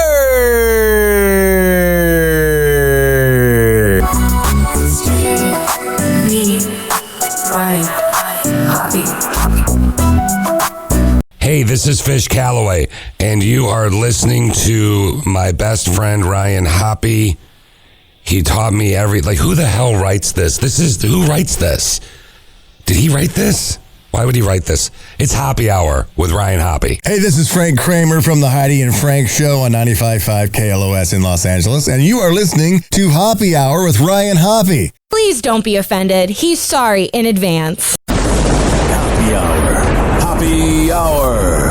Oh, let's go. Ladies and gentlemen, here it is. The most listened to radio show on the land. Even the other stations are tuned in too.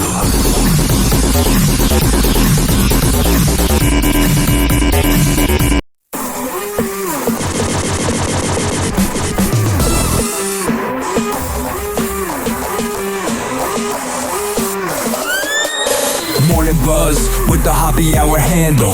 It's getting hot like a midnight scandal. I got it. Got the scoop, never whip, just ample. Celeb news, hotter than a candle. Headphones on, feeling that beat. Ryan breaking news, no trick, no cheat. That's what I do. Celebrity gossip, source to the street, dating tips on point, no retreat. Happy Hour moving fast in the mix. 856 Morning show dropping stories. 49 Hobby. It's 856-494-6773. All the witty hits. You can tweet at me at Ryan Hoppe Radio. You can always email me, RyanHoppeRadio@gmail.com.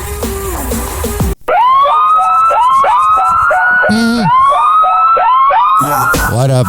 Turn it down, catch Hoppe on the airwaves. Talking blunt joints and all the smoky pathways. Roll the papers tight, blaze them up, elevate. Mornings with the cream, starts the day with heavyweight. Welcome to the Happy Hour. Spark your loud. Oh, okay. Let me see here. Time for some weed news. And I don't mean to pause it so abruptly. But before we get into weed news, let's take our daily hit. Get out your bong, your ball, your vape, your THC vape, your pen, your THC oil, your edibles, your marijuana drinks, whatever the hell you have. your joint, your blunt. I don't know why I always forget those. Or maybe your apple. I love smoking out of an apple as a 15-year-old. All right, here we go.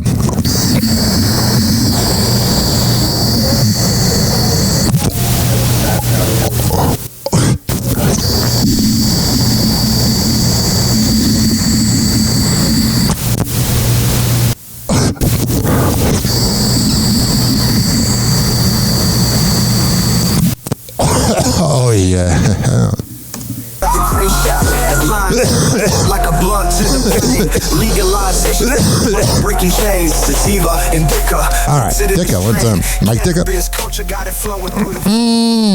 me see here. Pennsylvania Attorney General, let me turn this on, wants to be voice for potential public safety risks of marijuana legalization. As GOP leaders downplay prospects. In this short lifetime that we have, wow, the boomers still screw us over. Can we just have weed, please?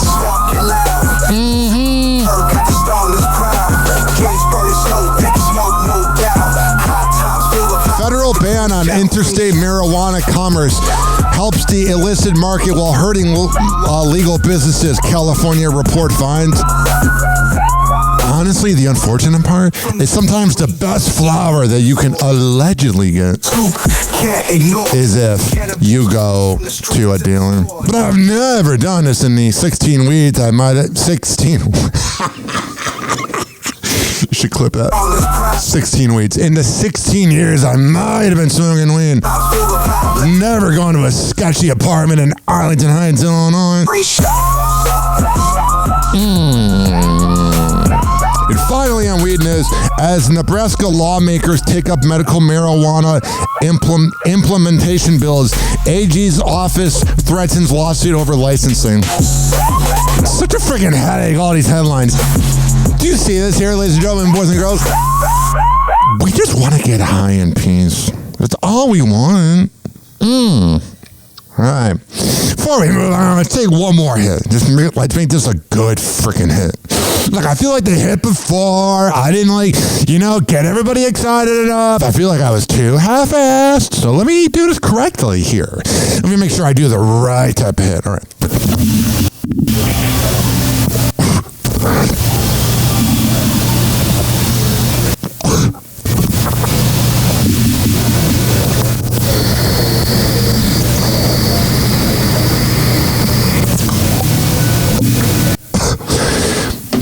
So I have two Delta 8 vapes here, and I mixed them both together, and oh my God, am I on another planet right now?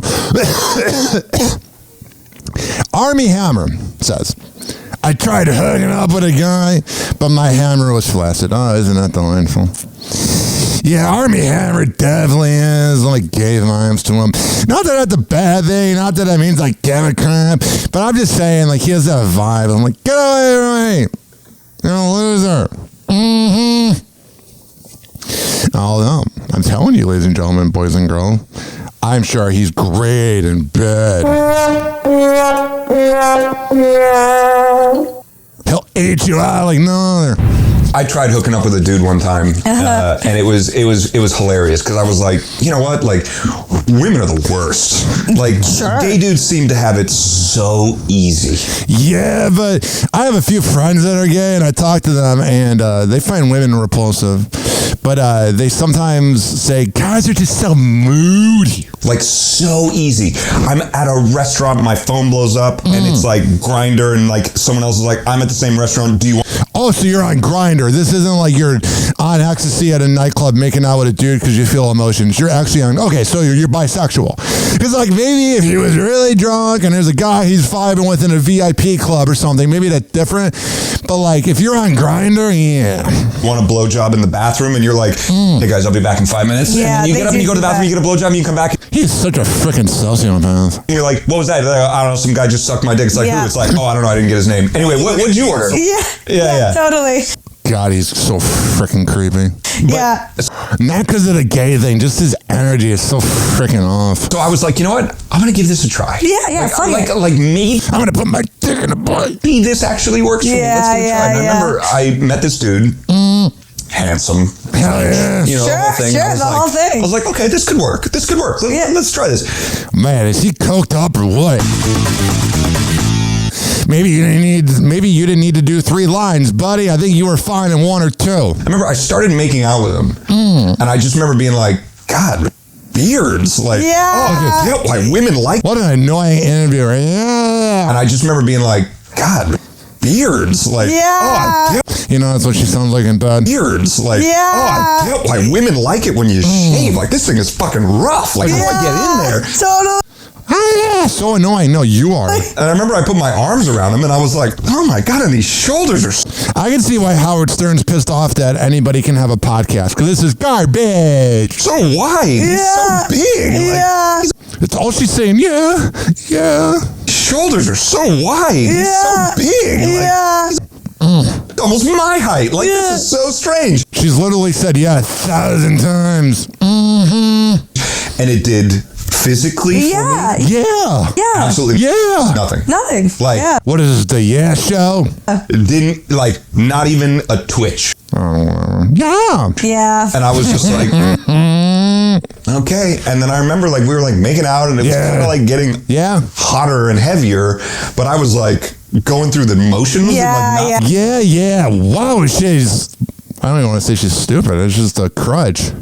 There's this dude at this cover bar I go to. His crutch is like every single second, whatever somebody says, someone can be like, I have cancer. He's like, it's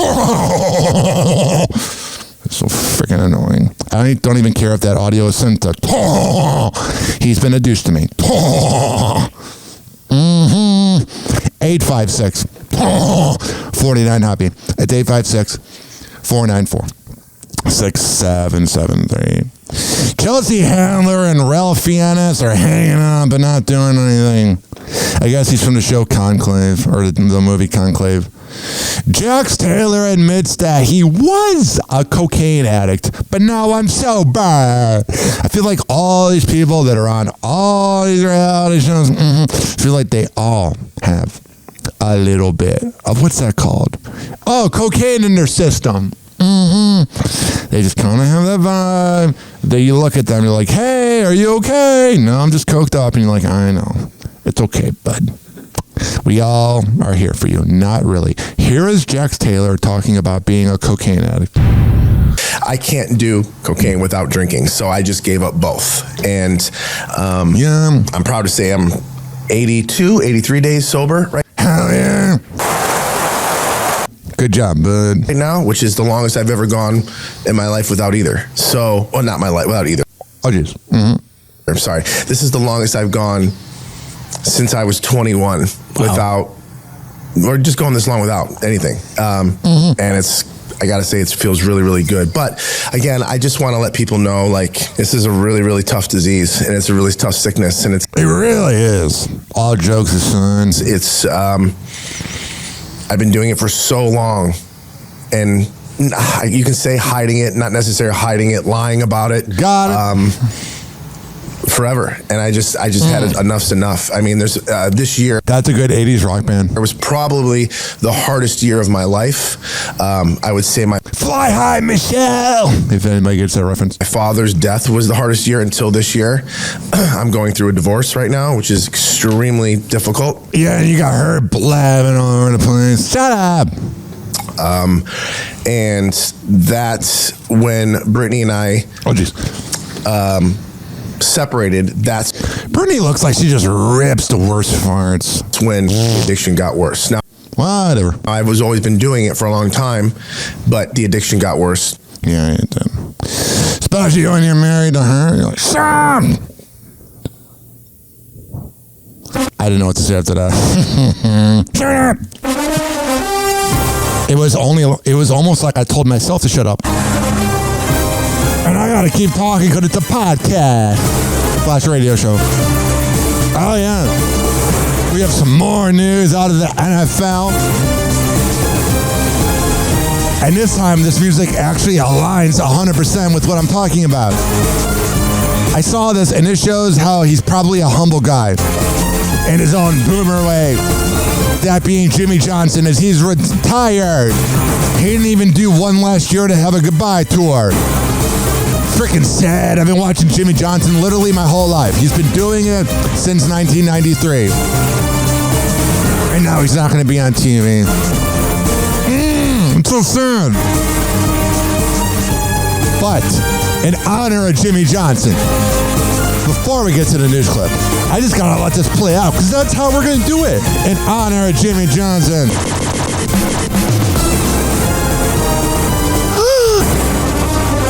Yeah.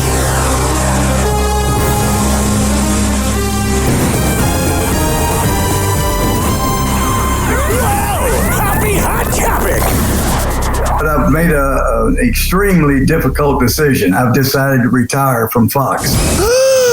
Jimmy Johnson stepping down from NFL broadcasting after 31 years. He's had tremendous success in this system, so it doesn't make sense to bring in a new offensive system. You know, the thing I try to do is I try to bring out the best in everybody. Everybody that I came into contact with, I don't care what their role was. I don't care how important they were.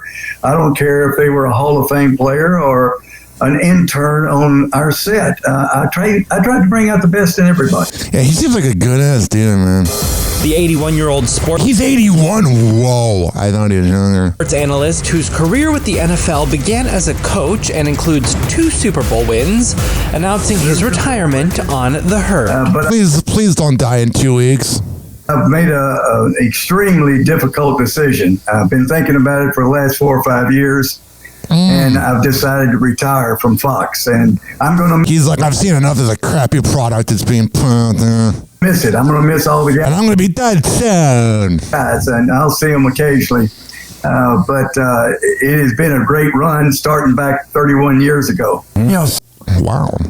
Success is who makes the fewest mistakes, not who makes the most great plays. Probably the most fun I've ever had in my career, and that's counting Super Bowls and national championships, was at Fox Sports. You know, I have an absolute ball with my friends on the set. And he seems like such a good dude. He got screwed over by Jerry Jones, but narcissists lose in the end, including morning radio. And the best friends I've ever had, the best time of my career was with Fox Sports. Yeah, that's good. And then this is right here. Howie Roseman, who is the GM of your Super Bowl winning Philadelphia Eagles. Same Philadelphia Eagles that beat the Kansas City Chiefs, those bitch-ass Chiefs. Well, he went on a radio show on the McShay Show. Never heard of it. And he went on it, and he said that winning the Super Bowl is like sex. I'm horny for another. All right, and that's actually what he said. Here we go, right here on Happy Hour. I think for me, the first one, is this PG rated or PG-13? Whatever rated. Yeah. So I'd say like the first one's almost like, can I say this? Can we delete this? Is this live? You don't know what I'm saying? You don't know what this is the best part.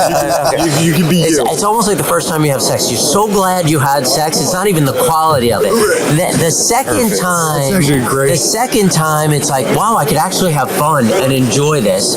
And so I would say, and Bob just had sex for his first time a couple weeks ago. So I think that, you know, maybe he could talk about the first time again. But I think that this one, now the game was a little different, you know, and we're fortunate about that. But I think this one, it was more fun. It was like less of a relief, less of like just like, all right, I got one, like I can check that box off, and more like let's enjoy it, let's have fun.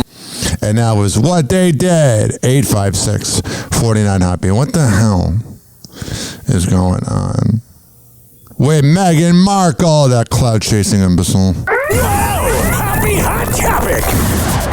Meghan Markle is opening up in an intimate new interview.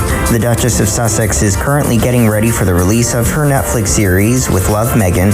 Ugh. Anybody that's going to watch that is a moron. And the launch of her renamed lifestyle brand As Ever.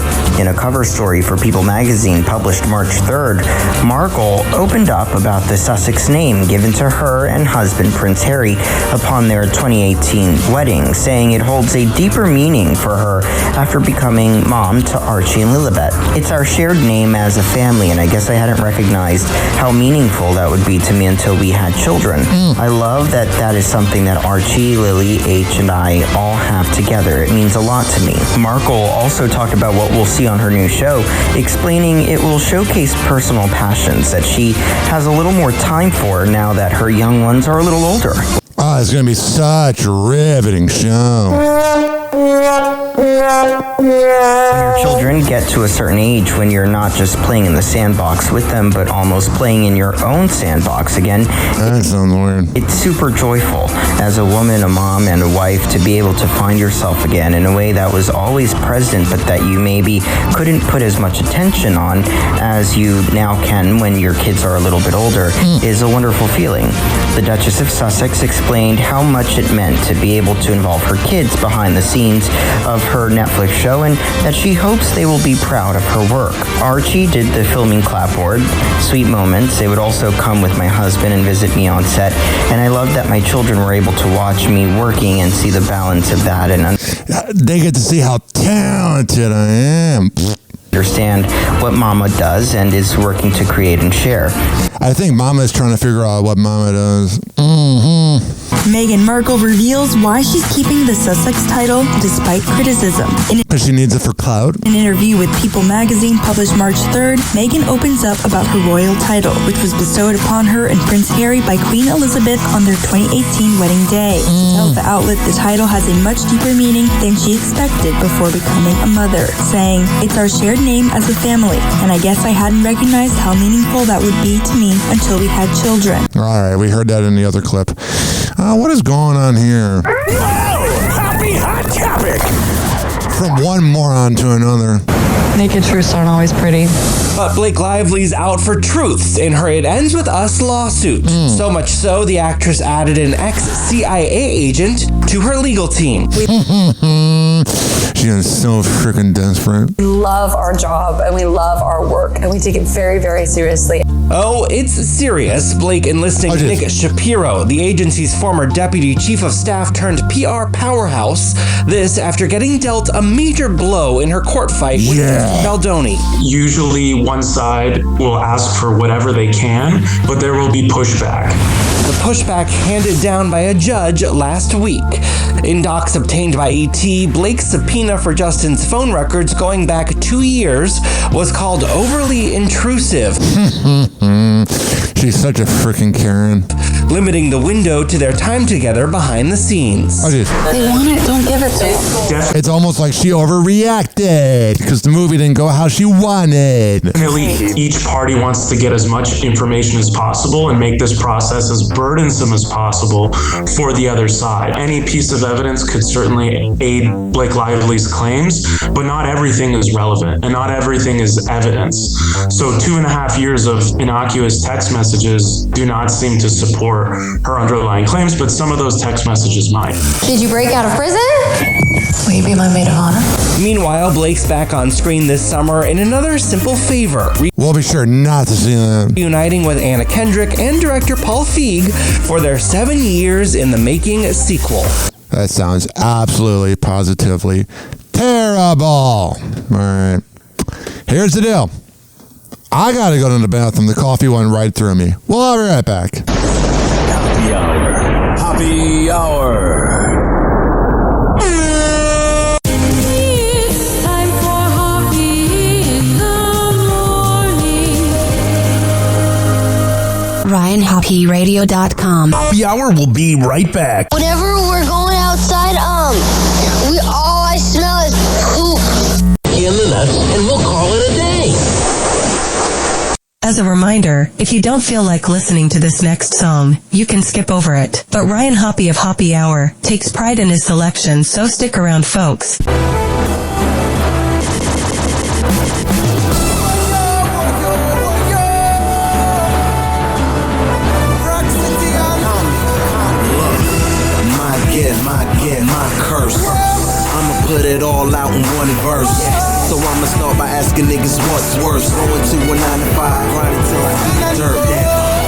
no. Why do it for? Cause I don't ever wanna go back to being broke. I don't ever wanna go back to the third floor. OHC, apartment 224. So I don't drink, and I don't smoke. Don't get sleep, nah, I just work. Me and my brother, we been doing this since knee-high. But ain't nobody checking for niggas in VI. So we fly, we flew into Georgia, and we made plans to get heard and be seen, and put on for our city by any means. Thinking about what's been going wrong, wondering when my time's gonna come. I paid the cost and worked too hard, so I can't wait till I get up. When it's my turn to be the boss, I'ma show these niggas who's with me off that I'm a don, the only one. So I can't wait till I get up. I'ma lose my mind if I don't get on. That's why I grind till I get on. I'm gon' shine when I get on. So I can't wait till I get on. Push these rides when I get on. Spit these lines when I get on. I'ma be king when I get on. So I can't wait till I get on. In this oversaturated game, when everything I'm hearing is really sounding the same. If we lose, you know who they gon' blame? Us for not doing a song with T-Pain, or even Akon, or any big name. Spit it like Jeezy, Kanye, or Lil Wayne. And I'm a fan of them all, but the fact still remains that I won't, cause we tryna create our own lane. I swear to God that I won't ever change. I refuse to compromise and be a victim of the game. I speak it from the heart so the world can feel my pain. Told you I don't care about the fame. I'm like a new Jay-Z with a Virgin Islands swag, and an A-Town bounce with my Virgin Islands flag. Pardon me if I brag, but see we ain't never had. Wake the neighbors, tell them haters that we came to make them mad. And I've been thinking about what's been going wrong, wondering when my time's gonna come. I paid the cost and worked too hard, so I can't wait till I get on. When it's my turn to be the boss, I'ma show these niggas who's with me off that I'm a don, the only one. So I can't wait till I get on. I'ma lose my mind if I don't get on. That's why I grind till I get on. I'm gon' shine when I get on. So I can't wait till I get on. Push these rides when I get on. Spit these lines when I get on. I'ma be king when I get on. So I can't wait till I get on. lose my mind. No matter what we won't come by. I'ma rise from the bottom to the top one day. And it's never gonna stop, no way. I don't care what those haters got to say. I was gonna make it big. Thinking about what's been going wrong, wondering when my time's gonna come. I paid the cost and worked too hard, so I can't wait till I get on. When it's my turn to be the boss, I'ma show these niggas who's with me off that I'm a don, the only one. So I can't wait till I get on. I'ma lose my mind if I don't get on. That's why I grind till I get on. I'm gon' shine when I get on. So I can't wait till I get on. Push these rides when I get on. Spit these lines when I get on. I'ma be king when I get on. So I can't wait till I get on. I'ma lose my mind if I don't get on. Wondering when my time's gonna come. Wait till I get on. When it's my turn to be the boss, I'ma be king when I get on. Wait till I get on, get on, get on, get on. Happy Hour will be right back. Sure, yeah, Ryan. Hoppy. That's me.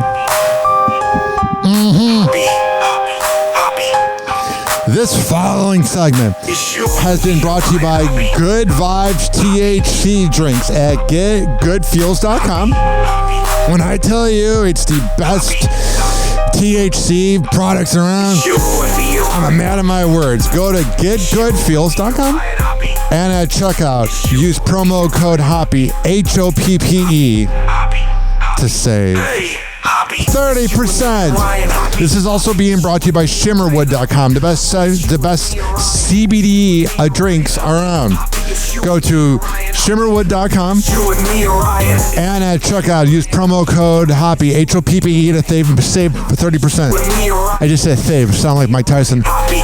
This is being brought to you by fsdrinks.com, the best boba around. If you go to fsdrinks.com and use promo code HOPPE, you can save 20%. Old Glory t-shirts at oldglory.com. Get bands, movies, TV shows, pop culture, sports, whatever you need. Oldglory.com. Use promo code HOPPE. Garden State Distillery Dirty Martini Vodka at GardenStateDistillery.com or on Google, and use promo code HOPPE to save 15%. You're looking for a good energy bar in the morning? The mix of Hoppy Hour on your radio, Hoppy in the morning, and an energy bar. Go to quantumsquares.com. Use promo code use promo code HOPPE at that website and save 30%. And that website's Quantum Squares. I'm gonna be real with you. I'm a little higher now, so I'm tripping out. Focus, Ryan. Focus. You all these bitches like to me, you doing for the real. You all these bitches like to me, you and for the real. With me, you're Ryan Hoppy. It's you and me, you're Ryan Hoppy. Yeah, it's me. Hey, Hoppy, it's you and me, Ryan Hoppy. Hoppy, it's you and me, Ryan Hoppy. Hoppy, it's you and me, Ryan. It's you and me, Ryan Hoppy. All right.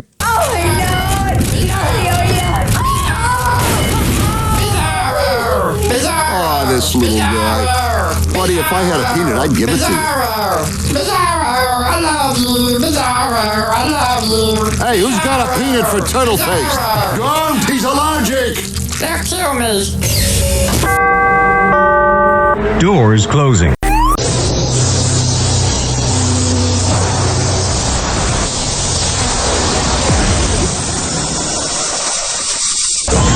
And now, something completely different. It's time for Hoppy in the morning. It's Hoppy Hour.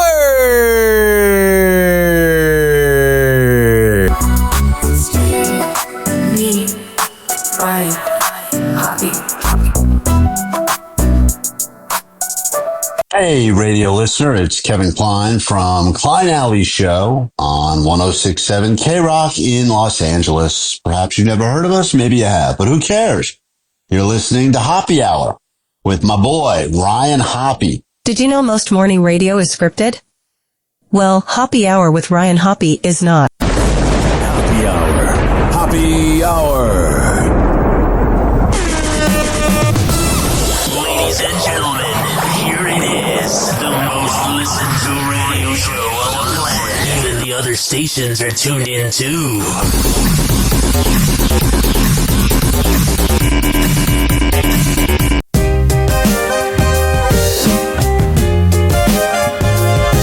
Oh, shit.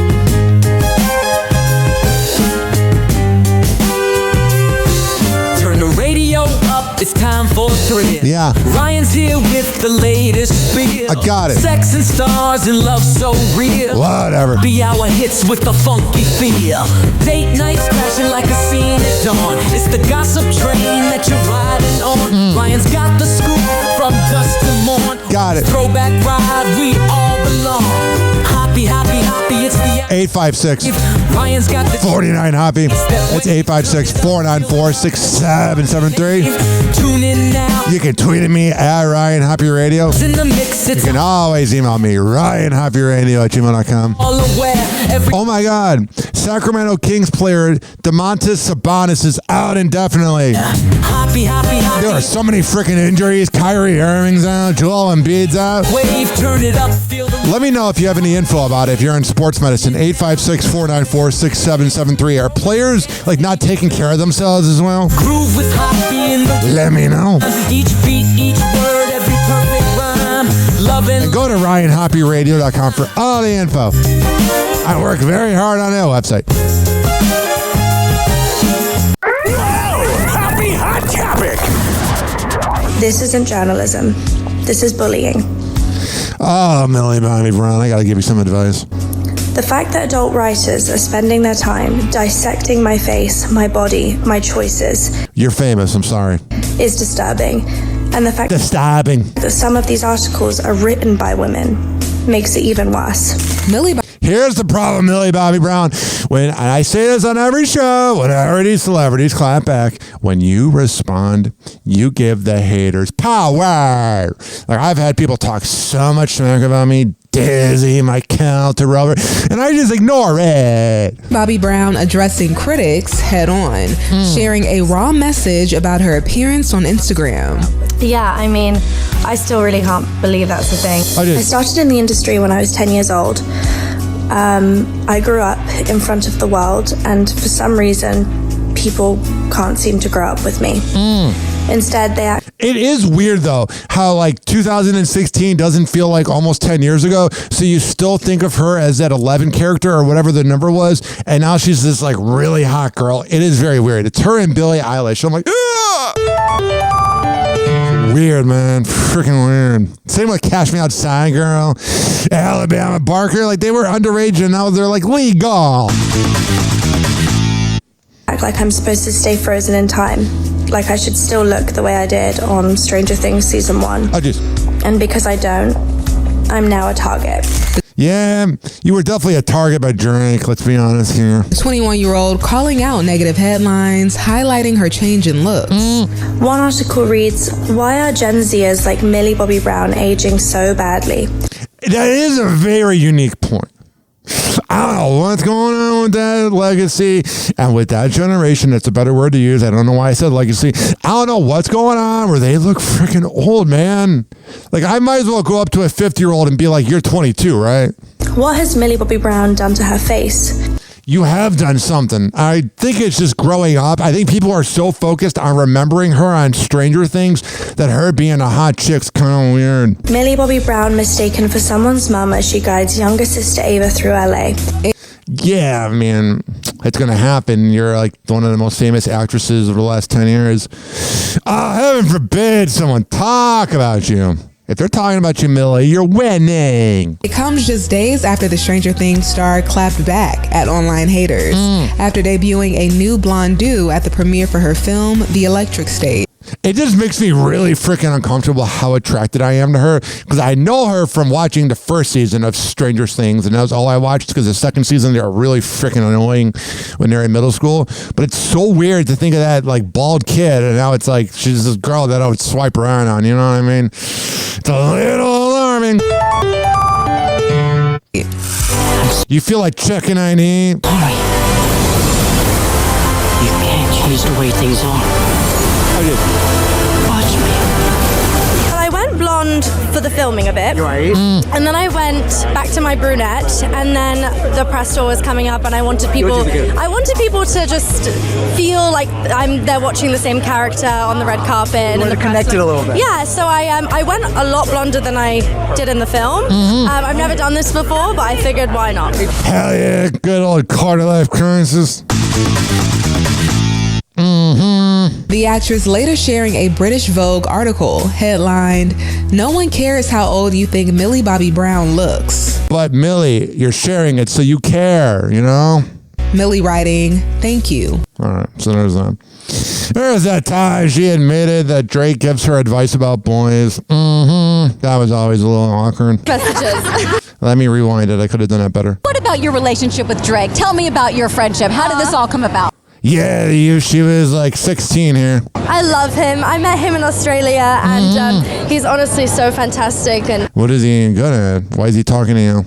a great friend and a great role model. You know, we text. Not anymore. We just texted each other the other day, and he was like, "I miss you so much." I was like, That's alarming. "I miss you more." He's coming to Atlanta, so I'm definitely going to go and see him. I'm so excited. Yeah, that part's really weird right there. He's definitely grooming. You and Drake? That's awesome. That's awesome. What advice does he give you? Like, what does he say? About boys. He helps me. What? Yeah. He's great. like, what? He's wonderful. I love him. His advice Drake is a freaking legit sex offender as a very popular artist. You know what I mean? with boys. You know, that stays in the text messages. Yeah, that's a little problematic there. This is like princess vibe. All right, that guy was an ass-kissing interviewer. All right, here's this. I'm going to say the word daughter because I believe in trans rights. Elon Musk's former son turned daughter reacts to news of a 14th child. And she did a Snapchat before from when the 13th child was born with Ashley St. Clair. Can't believe I know this. And it says, wow, if I had a nickel for every time I found out I had half siblings through Reddit, I'd have 2 nickels, which isn't a lot, but it's happened twice, right? And she shared that and made a stitch of it on TikTok, and it says, this is already outdated. So here is the clip. Which isn't a lot, but it's weird that it happened twice, right? And that's the TikTok sound they use. Elon Musk's estranged daughter, Vivian Wilson, is sharing her reaction to news that the tech mogul has welcomed his 14th child. Yeah, you know, these kids. I honestly feel bad for the kids having Elon Musk as a dad, but you know what I really despise in this situation? I mean, if you're Elon and you're banging these nerdy cute girls, whatever. Like, I could see what he's trying to do by bringing in as many people as possible into this world, since he views this world as a simulation and not real life because he's a sociopath. The whole autism thing gets annoying because then it's like all people think autistic people are like that. They're not. But what I'm saying to you, ladies and gentlemen, boys and girls, is I don't respect the baby mamas that have kids with him and then are like, hello, why are you being a deadbeat? It's like, do you know who knocked you up? Or are you just such a clout-chasing loser with no talent that you needed his money? Last week, Siobhan Zillis announced on X, formerly known as Twitter, that she and Elon had welcomed their 4th child together, a baby boy, who joins elder siblings Strider, Azure, and Arcadia. Siobhan wrote, discuss with Elon, and in light of beautiful Arcadia's birthday, we felt it was better to also just share directly about our wonderful and incredible son, Selden Lycurgus, built like a juggernaut with a solid heart of gold. Love him so much. I wonder, like, if he knows his kids' names or his birthdays. I'm dead serious. Following the news, Vivian weighed in on TikTok by duetting because he's never there. At least with Nick Cannon having all those kids, he said on Howard Stern that he gets up early in the morning and he pretty much has 22-hour days. So he has his radio show. I think he still has his TV show. Nick Cannon said this a few years ago, and that he's got like 3 or 4 different baby mamas, but he lives in the same city as all of them. So I think he tries his hardest to give time. But I'm telling you, with Elon, I mean, he's hanging out in Mar-a-Lago. These 13 kids don't have a father. Or 14 kids. Previous video of hers, set to a trending sound. Wow! If I had a nickel for every time I was doomed by a puppet, I'd have 2 nickels, which isn't a lot, but it's weird that it happened twice, right? Vivian had posted the original TikTok just 2 weeks prior, when conservative author Ashley St. Clair announced the birth of her child. Yeah, conservative girls are so freaking weird because, like, they act all prude, but they're fun in bed. And said that Elon was the father. Elon has yet to publicly comment on her claim. Of course, because he doesn't care. I love how the media is so stupid. He doesn't care. He just thinks that he's building a legacy. The dude has no emotion. Now, there's a lot of Elon fans that get mad at me on social media when I say this. And listen to me, ladies and gentlemen, boys and girls. Some of my heroes are the biggest creeps. Matt Groening, who created Futurama and The Simpsons, he possibly went to Pedophile Island. Howard Stern doesn't really work well with people. Opie and Anthony were douchebags. Mancow had his problems. I'm just saying, like, people that I really look up to were not perfect human beings. Michael Jackson wasn't a good guy. Chris Brown isn't. So these people out there that like Elon, it's okay to like Elon, but you can't lie to yourself about Elon. And Access Hollywood previously reached out to the businessman for comment. After posting her original TikTok in February, Vivian went on to tell the surprising story of how she found out about one of her other half-siblings, whom Elon welcomed with Grimes. I feel like Elon was at his coolest when he was with Grimes. It's like 2021, and he was just doing the SpaceX stuff and not this homophobic, transphobic, Nazi bullying. I found out about the existence of my half-brother through reddit.com/r/RuPaul's Drag Race. Oh, jeez. This is a real thing that actually happened to me. And if it sounds insane, it is.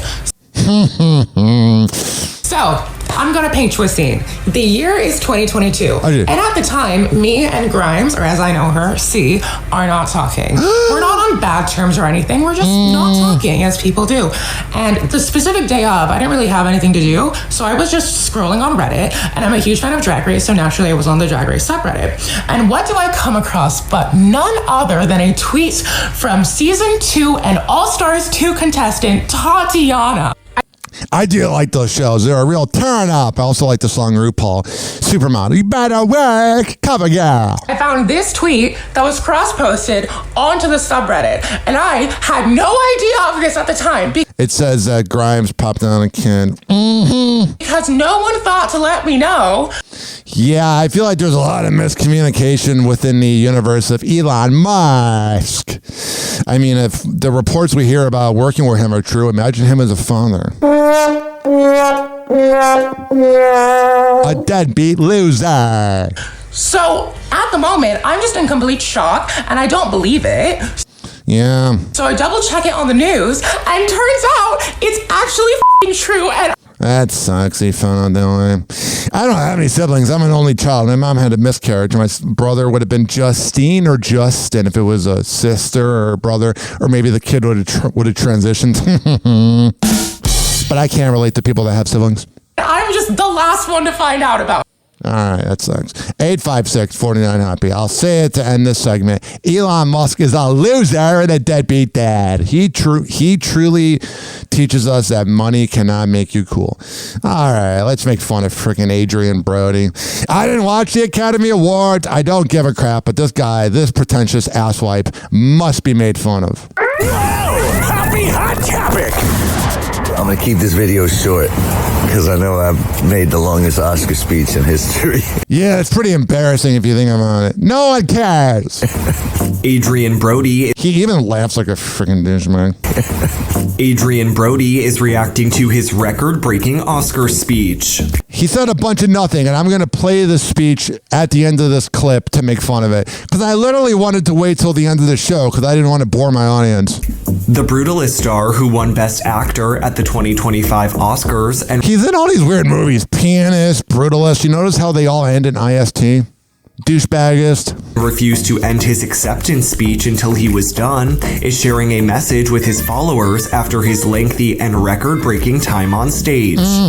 Adrian takes to Instagram on March 3rd. I kind of like this music in the background, man. It's a vibe. To share this video message while on a walk. I'm going to keep this video short because I know I've made the longest Oscar speech in history. I did. So I'm going to keep it short. I love you all. You know I'm grateful. I hate when people use the word love. It's like, God, it's so freaking unrealistic. Keep smiling. And I hope that this proves that dreams can come true, and I hope that your dreams come true. Oh, yeah, you're so influential. All these freaking actors, shut up. As well. The 51-year-old who jokes about his speech in the video went on for a full 5 minutes and 40 seconds or 558 words while accepting his award, allegedly making it the longest acceptance speech in Academy Awards history. Yeah, he just seems like such a douchebag. You just want to bitch slap him. Oscars winners are typically given about 45 seconds to speak before music begins to play, encouraging them to wrap up and make their way off the stage. And they began playing the music, and he told the guy to turn it down. Whoever that guy is a pushover. I would have played it louder. Brody, however, refused to end his acceptance speech until he was done. What an asswipe. And I'll play it. He goes like, oh, well, you know, this isn't my first time. Like, cool. Can you be any less humble? Any less legal? Going as far to tell the in-house orchestra to stop playing music midway through his remarks. In addition to his record-breaking speech, Brody became the first person to ever win 2 Best Actor Oscars from their first 2 nominations, previously winning in 2003 for his role in The Pianist. In his speech, the actor thanks his loved ones, including his mother, father, and girlfriend Georgina Chapman, also giving a shout-out to Georgina's children that she shares with ex Harvey Weinstein. Adrian says, quote, Dosh and India, I know it's been a roller coaster, but thank you for accepting me into your life. Popsy's coming home a winner. So there's that. And before we get to the clip of Adrian Brody's boring speech, here's Ricky Gervais. It always reminds me about why he's the best. So, if you do win an award tonight, don't use it as a platform to make a political speech, right? You're in no position to lecture the public about anything. You know nothing about the real world. Most of you spent less time in school than Greta Thunberg. So, if you win, right, come up, accept your little award, thank your agent and your God, and fuck off, okay?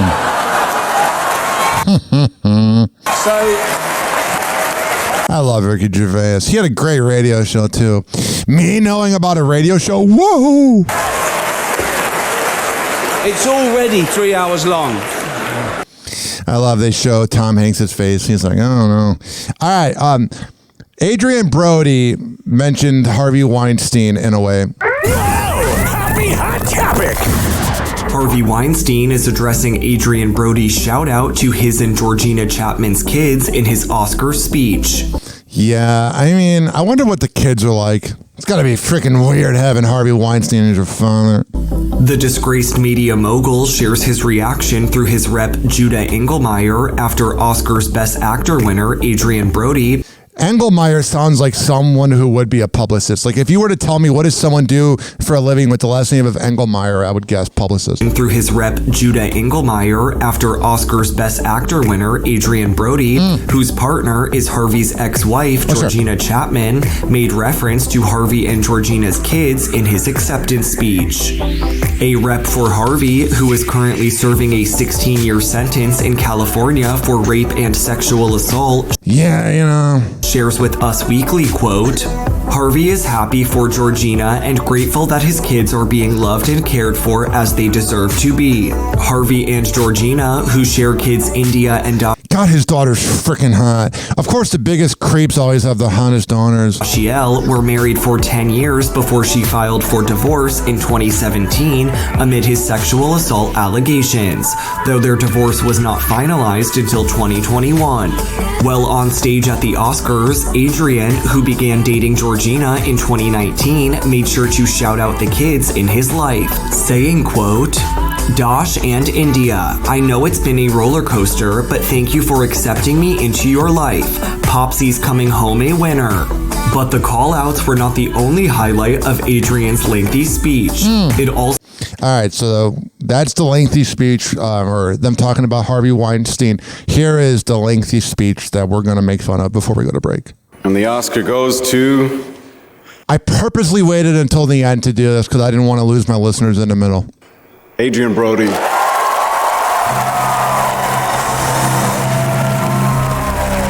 is the second Oscar win and second nomination for Adrian Brody. He took home his first Oscar in this category for his role in The Pianist.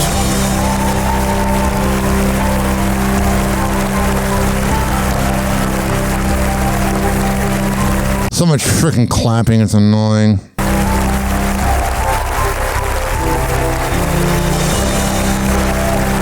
God, Adrian is such a punchable face.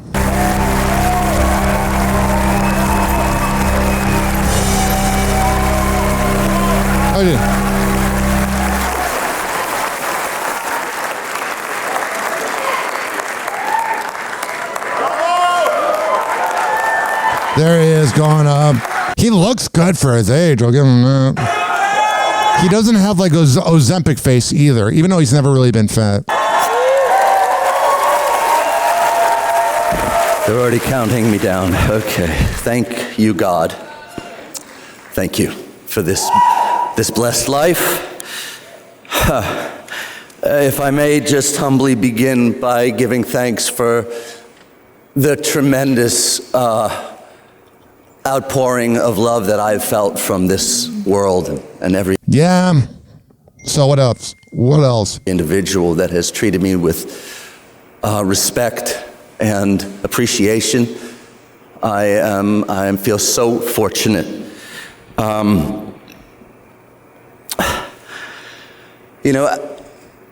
Acting is a very fragile profession. Oh, is it? Why? It looks very glamorous, and in certain moments it is, but but for the most part, you're a douchebag. The one thing that I've gained having the privilege to come back here is to have some perspective. And no matter where you are in your career, no matter what you've accomplished, it can all go away. And I think what makes this night most special is the awareness of that. All right, end the speech here. And the gratitude that I have to still do the work that I love. Winning an award like this is, it signifies a destination. And it's something my character references in the film. But why did that person laugh? You hear that? It signifies a destination. And freaking weird. It's something my character references in the film. Whatever. To me, it also, beyond the pinnacle of a career, it is a chance to begin again. And the opportunity to hopefully be fortunate enough for that the next 20 years of my life that I can prove that I am worthy of such meaningful and important and relevant roles. I share this with my fellow nominees who are just wonderful human beings who... And here goes every friggin' name. ...exude grace and goodness and brilliance with their work. There's so many people to thank. I will really try and be as brief as possible. Whenever someone says that, they're not. We're 2 minutes in already. I thank, of course, my team, Andy Sulis, and my many friends at CAA, and Lindsay Gallen, and Heather, 2 p.m. Sharp, and A24, and Focus and Universal for believing in us, and Brady and Mona for what you've done for independent film and for your beautiful spirit and for giving me space to exist in this triumph of a work. And my fellow cast, Guy and Felicity, you're just brilliant and lovely. And I share this with you. I share this with my amazing partner, Georgina, who has not only reinvigorated my own self-worth, but... Yeah, if you're needing a woman to make you better, that's pathetic. My sense of value and my values, and her beautiful children, Dash and India. I know it's been a roller coaster, but thank you for accepting me into your life. And Popsy's coming home a winner. And who else? And Judy Becker, you can hear the people turning off the TV. The real Laszlo Toth. Here's the music where he can just walk off gracefully. Who deserves to be up here as well. And I'm wrapping up. Please, I'm wrapping up. I will wrap up. Please turn the music off. Shut up, you little bitch. You telling people what to do. And then the guy actually does it. I've done this before. Thank you. That's stuff I don't like. I don't like when he's rich and elite. People are like, I've done this before. Cool, bro. And then someday you're going to die and that award will be sold to Goodwill. You're not that important. It's not my first... Douchebag laughter. Not my first rodeo. Shut up. It's not my first rodeo, but I will be brief. You're not brief. You spent 4 minutes saying nothing. I will not be egregious, I promise. Douchebag. You know, I am oddly, I have to thank my mom and dad who are here as well. And they've just created just such a strong foundation of respect and of kindness and a wonderful spirit, and they've given me the strength to pursue this dream. I'm here once again to represent the lingering traumas and the repercussions of war. Oh, jeez. And systematic oppression. Oh, shut up. And you talking doesn't change that. Of anti-Semitism and That's racism. Okay. That's not good. And of othering. And I believe that I pray for a healthier and a happier and a more inclusive world. And I believe if the past can teach us anything, it's a reminder to not let hate go unchecked.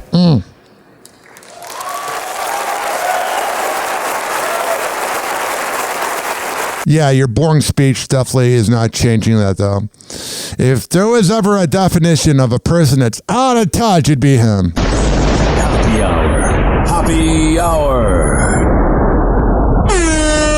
It's time for Hoppe in the morning. RyanHoppeRadio.com. Happy Hour will be right back. Whenever we're going outside, all I smell is poop. In the nuts, and we'll call it a day. As a reminder, if you don't feel like listening to this next song, you can skip over it. But Ryan Hoppe of Hoppe Hour takes pride in his selection, so stick around, folks. We'll be back in 6 minutes to wrap this up.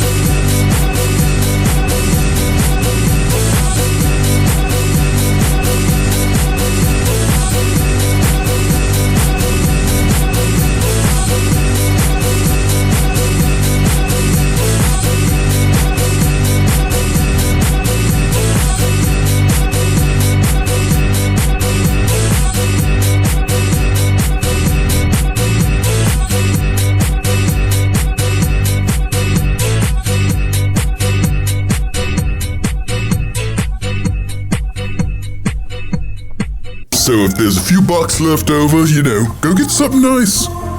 Yeah, hey, I'd like a $9,000 prostitute, please. Oh, do you have 9 $1,000 ones? Yeah, good. And if you got an albino, send her up too. And like 20 minutes, I'm gonna be asleep, so get them up here. I had like half a bottle of melatonin, 6 beers, this whole bucket of chicken. Oh, the Sandman is coming. Doors closing.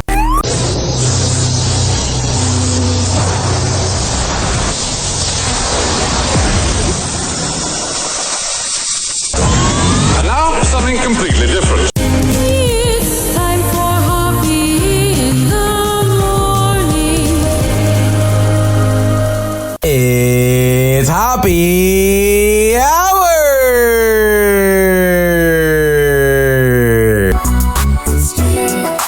Me, Ryan, Hoppe.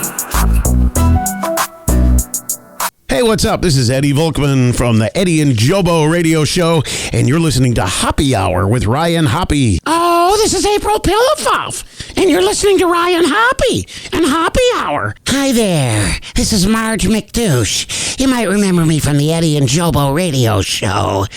Hey, this is Meredith from O and the Freak Show on Wild 94.1 in Tampa Bay, and you're listening to Hoppe Hour with Ryan Hoppe. This is Hoppe Hour with Ryan Hoppe. Hoppe Hour. Hoppe Hour. Ladies and gentlemen, here it is. The most listened to radio show on the planet. Even the other stations are tuned in too.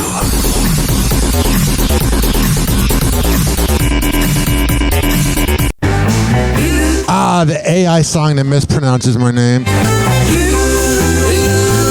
Oh, sure. This is the theme of Hoppe Hour. The theme of Hoppe Hour. Oh, wow. Oh, yeah. With Ryan Hoppe bringing Hoppe. power. Let's laugh, let's dance right now. Pop, pop, shoo, up in the tower. Silly jokes, the last will shower. Ryan's here with all the chatter. Tune in, folks, it really matters. Hoppe Hour is the thing with Ryan Hoppe. We all Hoppe. sing. Grab your friends and let's all swing. It's the theme of What a Zing. Oh, geez.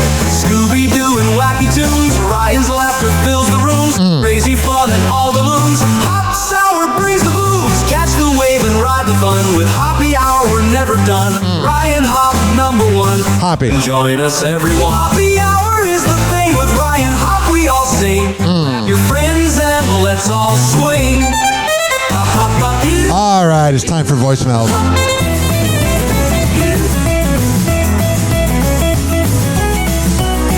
Here's the voicemail song. Because I can't play Banana Phone because of copyright. It's morning starting strong. Tune in to Hoppe, join the throng. That's the plan. Got the number, don't be shy. Dial 856-49 Hoppe. Hoppe or whatever, close enough. Give it a try. Freaking AI claims to be so smart. Yet it mispronounces my name. He's got the flow. Fresh and fun, you ready to go? Your voicemails make it bright. Got it. 856-49 Hoppe. I said it right there. Hop on Hoppe Hour, leave your All right, so we got a message here from Sherry over in Sweden. Enough of that. About dementia. It's 3 minutes. We're not going to play all of it, but we'll play some of it. It's about how I've been saying about just about dementia and Wendy Williams. Hey, Ryan. I just wanted to give you a little insight on dementia because you mentioned that on your podcast the other day. Oh, sure. I work with the dementia patients, all kinds of multi-sick people because I work as a hospice nurse. And a lot of them have dementia. And people with dementia, or Alzheimer's, any of those, there's like the 4 different types. Yeah. They have moments of clarity. They have good days and they have bad days. Good days where they remember you, they remember things, they can eat, maybe they can help put their clothes on. And then, of course, they have bad days where they just sleep all day. They don't really remember anything. They aren't, we say they aren't here. They're kind of like in a different time.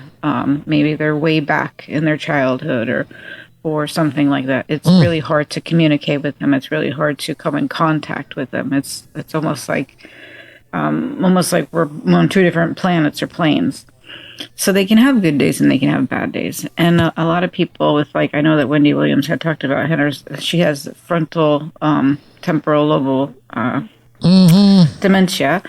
And it's a little bit different. Like, all the dementias are different. They're not all the same. A lot of people think that you're going to lose your memory and that's it. But they're all a little bit different. And there's different stages. And it depends on also if you have underlying conditions. So just because you're diagnosed with dementia today doesn't mean tomorrow you're gonna wake up and not remember things. It goes gradually. It goes. All right, thank you.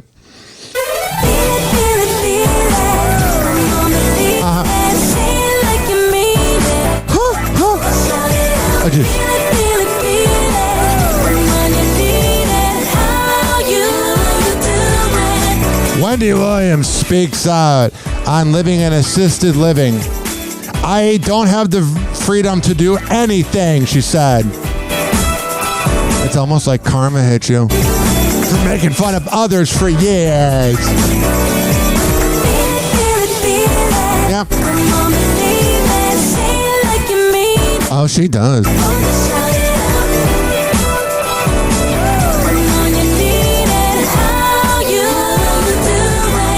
All right. Finally on Happy Hour. Popular OnlyFans model insists she has no regrets despite having a hard time finding love. An OnlyFans model has shared the struggles of finding a genuine partner who respects her. Tasha Page from Queensland, Australia, found success with her 200,000 Twitter followers and thousands of subscribers on OnlyFans. She has racked up 500,000 likes on her clips. She says she's having a hard time finding true love. It's not only opened so many doors for me, but I've met so many incredible people along the way, but it's hard to find the right man. I have been able to financially support myself and my family and also travel the world. Although it definitely has come with its challenges, it also means it's easier finding someone that's fully accepting of me and my career. Yeah, a beta male. The one thing I like about whenever you have a girlfriend is that you're the only one seeing her naked. Someone that can meet me halfway and be comfortable in their masculinity within their finances and how they support me. Oh, so she makes a lot of money, but she doesn't want to pay for anything. Wealth isn't my goal with dating. It's being treated and respected and feeling secure with the person I am. Well, I feel like posing naked probably doesn't make you very secure, honey. She said, I've had a man not want to date me because I was ready to own my property before him. Well, whatever. I'm sure you're a real catch. Bonnie Blue flaunts her new $500,000 Ferrari and says she has a crazy next sex stunt. Next up, I'll be at spring break where I'll be paying the tuition of the boy who gives me the best orgasm and the one with the smallest penis. So there you go. The one with the smallest penis would be J.D. Vance. TikTok, Oxygen playing cool breaks. Hoppy's hour almost done. Feels like robbery in banks. Ryan Hoppy on the mic, dropping wisdom through streams. Syndicated sorrow, now it's time to shatter dreams. Oh, the Hoppy hour is coming to a close. Radio waves fading like a wilted rose. Laughter and joy dissolving in the air, but we'll keep the rhythm. Oh, life's just so unfair.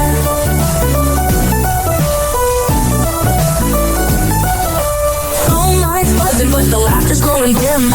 Eardrums mixing Hoppy like fingers without rings. DHX to FM, shout-outs hit the street. But soon the sound will vanish like shadows in the heat. Oh, the Hoppy hour is coming to a close. Radio waves fading like a wilted rose. Laughter and joy dissolving in the air, but we'll keep the rhythm. Oh, life's just so unfair.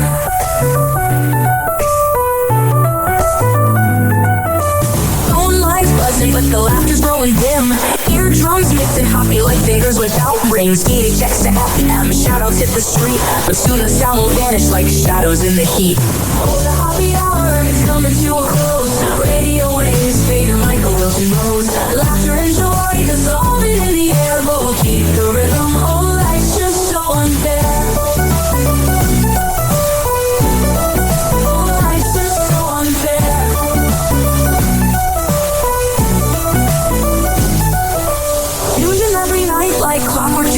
show. Now it's time to face the silence like the TV on snow. Ryan Hoppe held the mic with humor so divine. The void left in our hearts wider than a canyon line.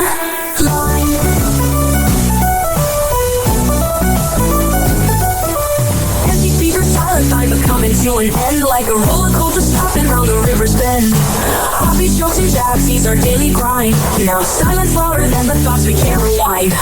Oh, the Hoppe hour is coming to a close. Radio waves fading like a wilted rose. Laughter and joy dissolving in the air, but we'll keep the rhythm. Oh, life's just so unfair. The Hoppe hour is coming to a close.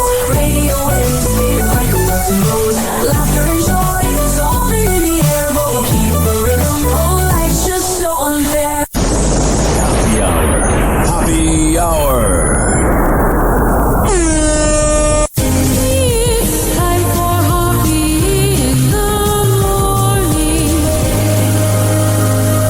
RyanHoppeRadio.com. And like that, he's gone. Whenever we're going outside, all I smell is poop. I'll kick you in the nuts and we'll call it a day. Happy hour is now over.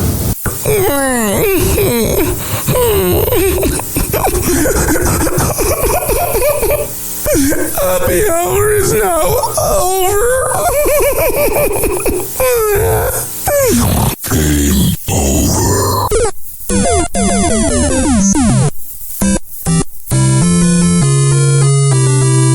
This concludes our broadcast day. Good night, and God bless America. Doors closing.